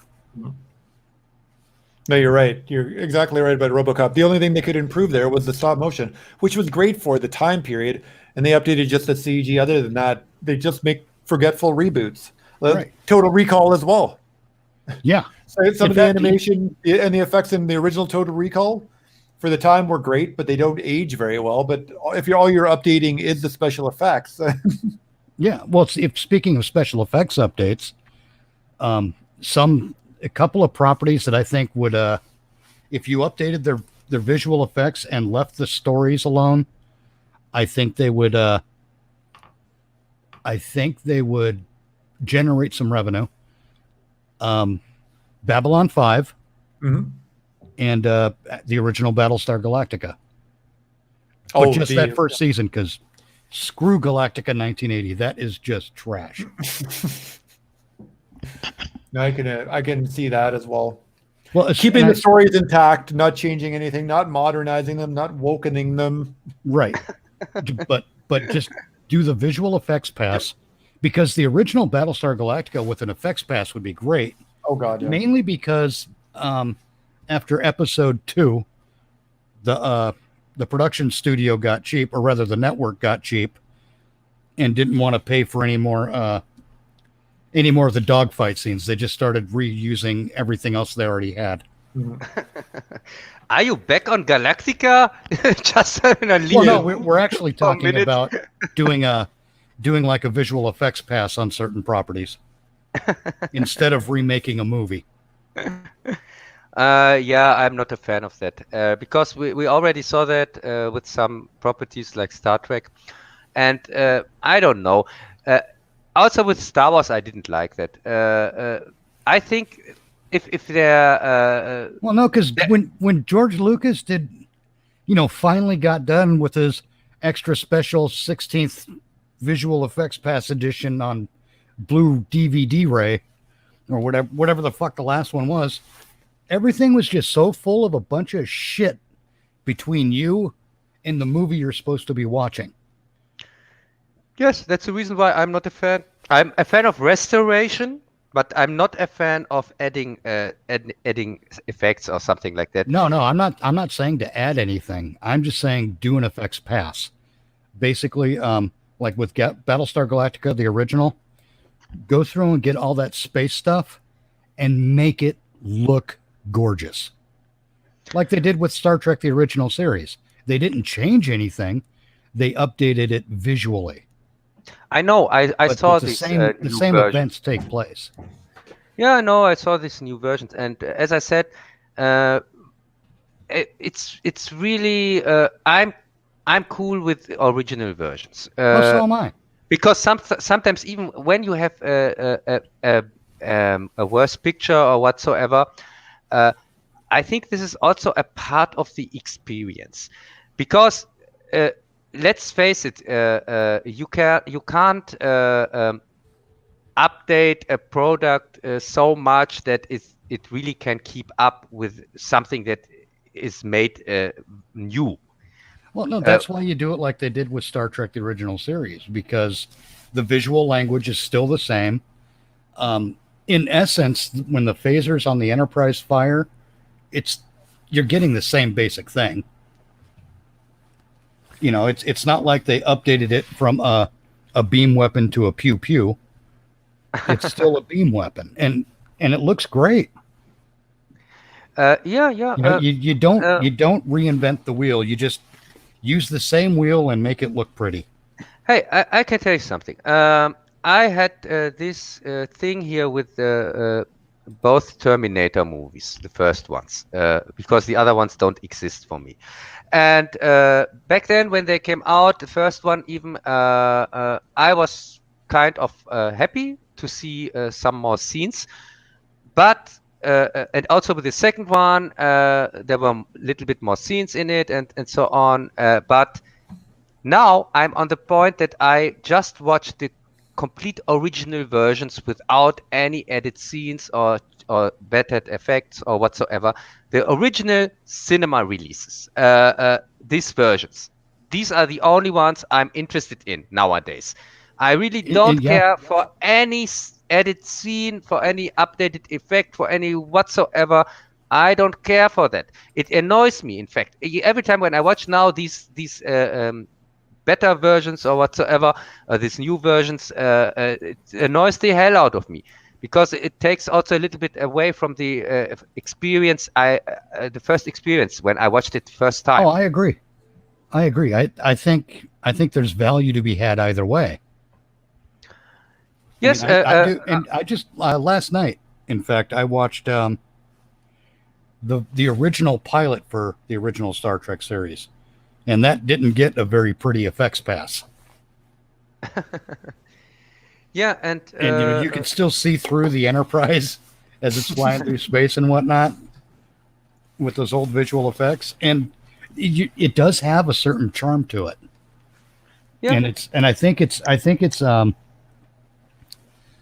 think it would be a crime against history to replace that stuff. I do not think it would be a crime against history to have an enhanced version. But the option is what I'm looking for more than anything else. Hey, if they make a new version, can they make a scene where Spock is talking about his abandoned half sister? No, because that's changing it. I'm not talking about changes. I'm talking about maybe they can edit a photograph where he's watching on a photo, and you see Mighty Spock there, and then Spock says something. This is I did her so wrong, and I have learned everything. I'm so thankful for her, or something like that. No.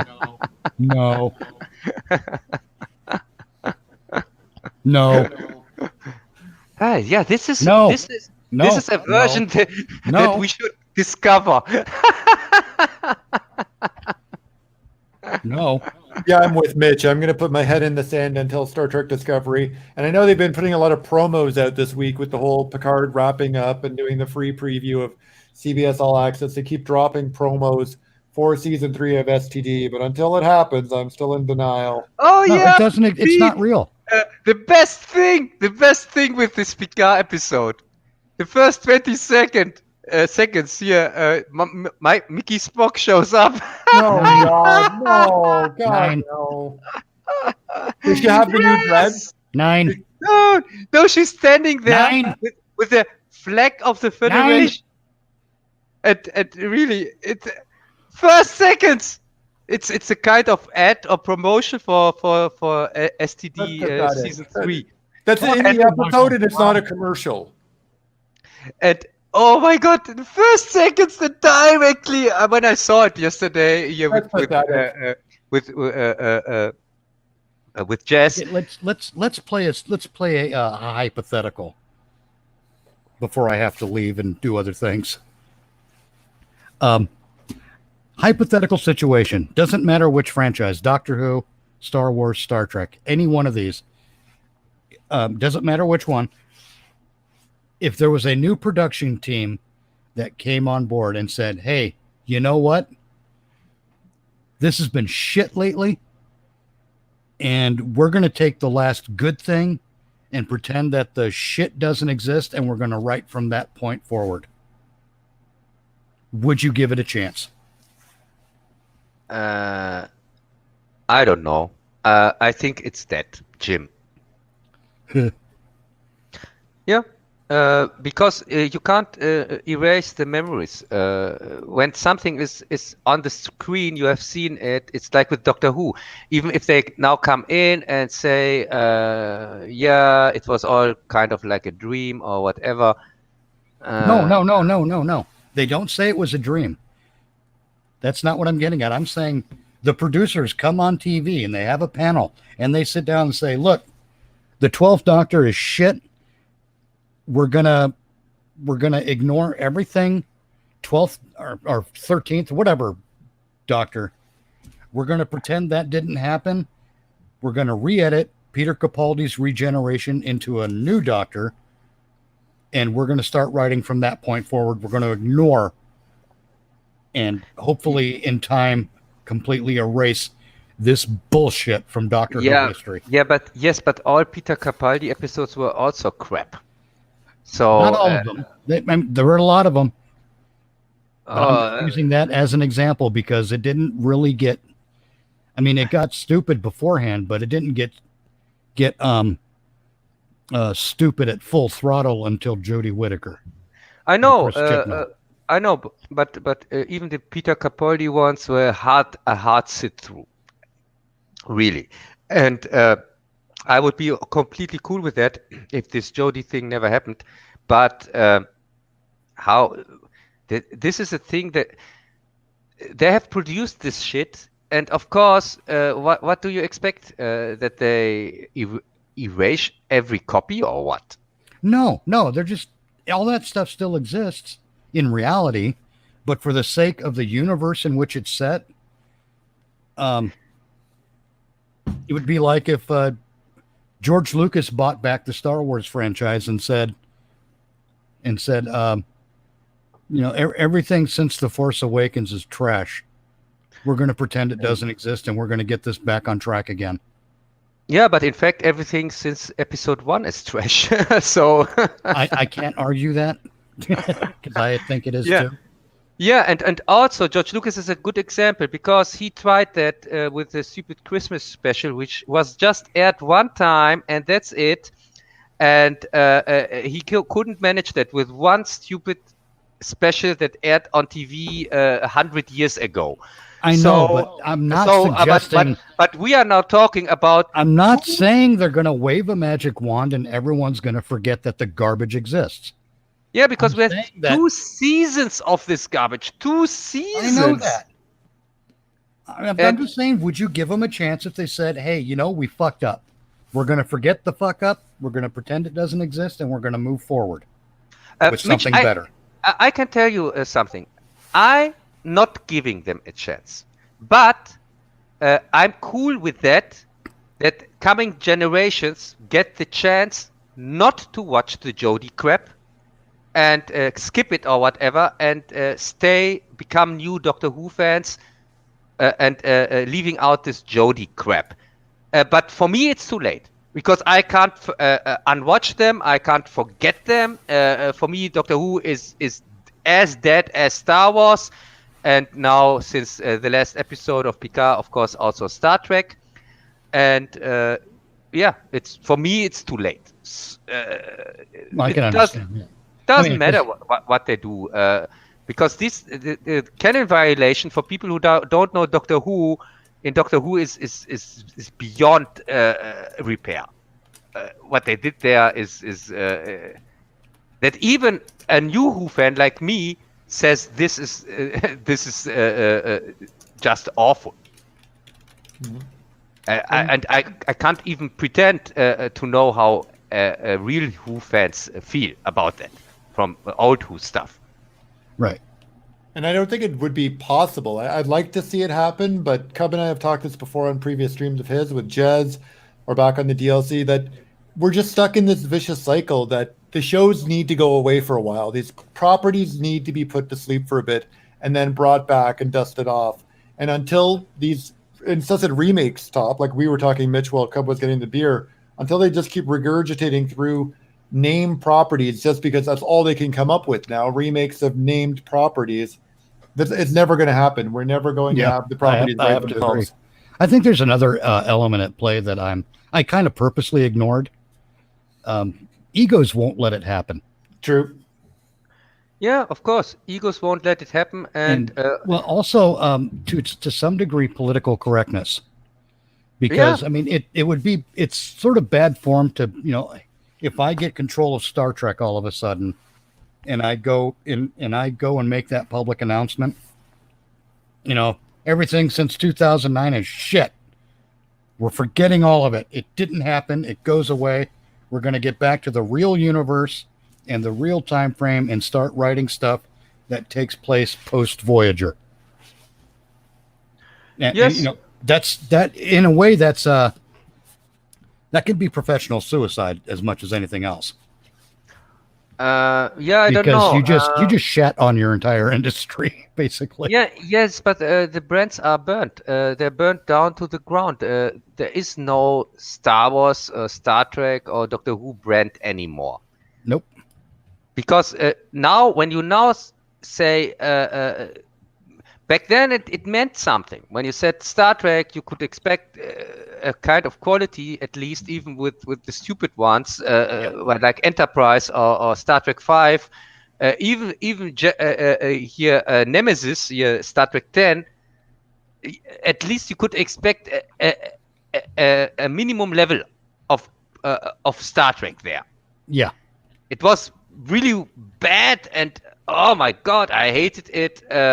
But it was Star Trek. It was not something completely different. And but this is now over. Now, when people hear Star Trek, they think, "Oh my God, this awful crap with this violence and this swearing the whole time." Like here, when the sister, when this spies, when they meet again.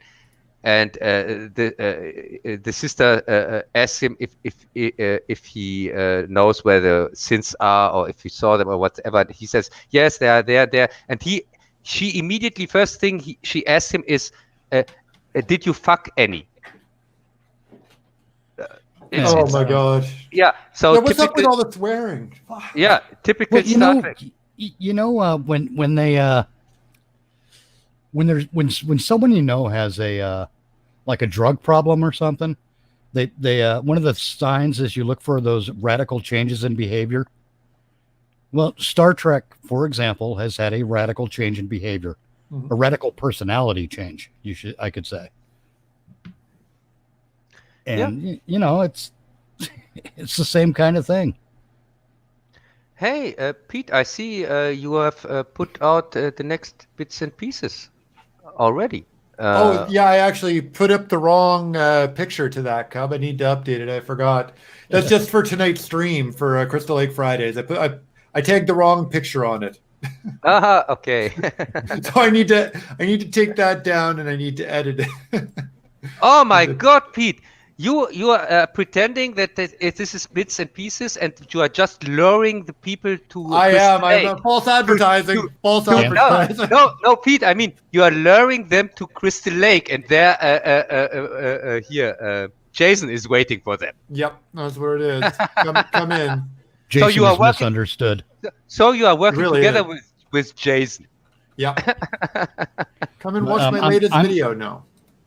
I'm actually about at the end of my allotted time here, so I've got to get ready for my own operations tonight Yeah, because I haven't touched any of those all day.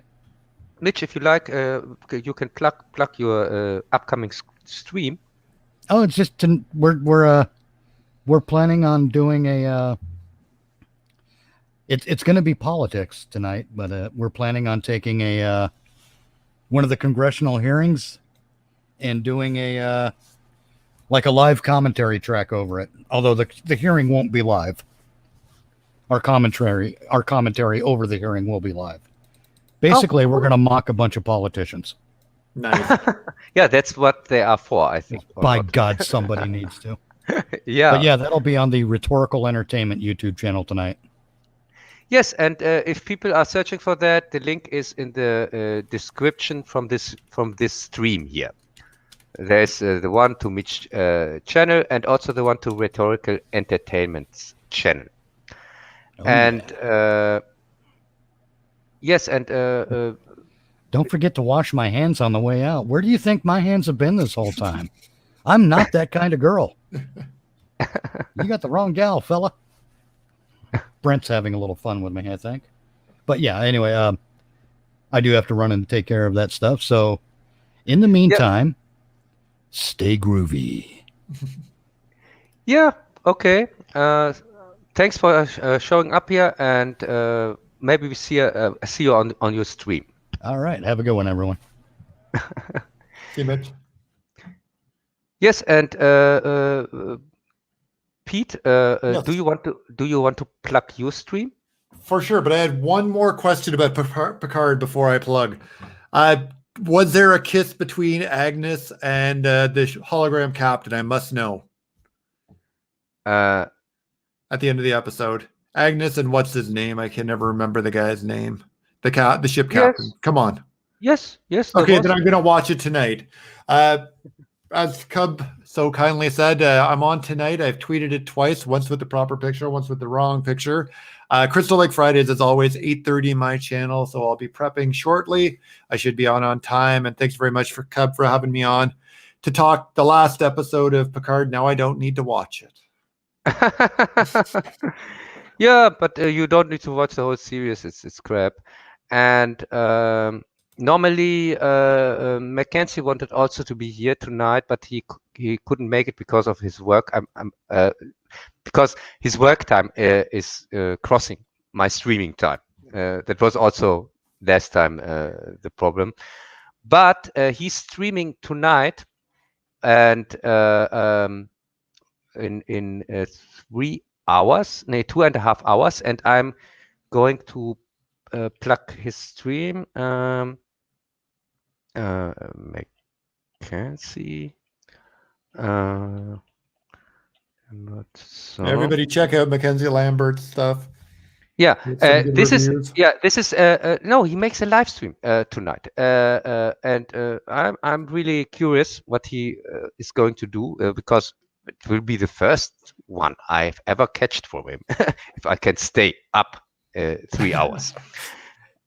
So don't miss it, and yeah, maybe he can make it next time. So I would say we are finished here, and Pete, thanks that you could make the time. No problem, Cub. And I would say goodbye to the chat, and thanks for showing up. And the next Cub's Corner, I don't know when it is. I have to get the people together first. That's a thing that I have learned. So bye for now. See you all later. So.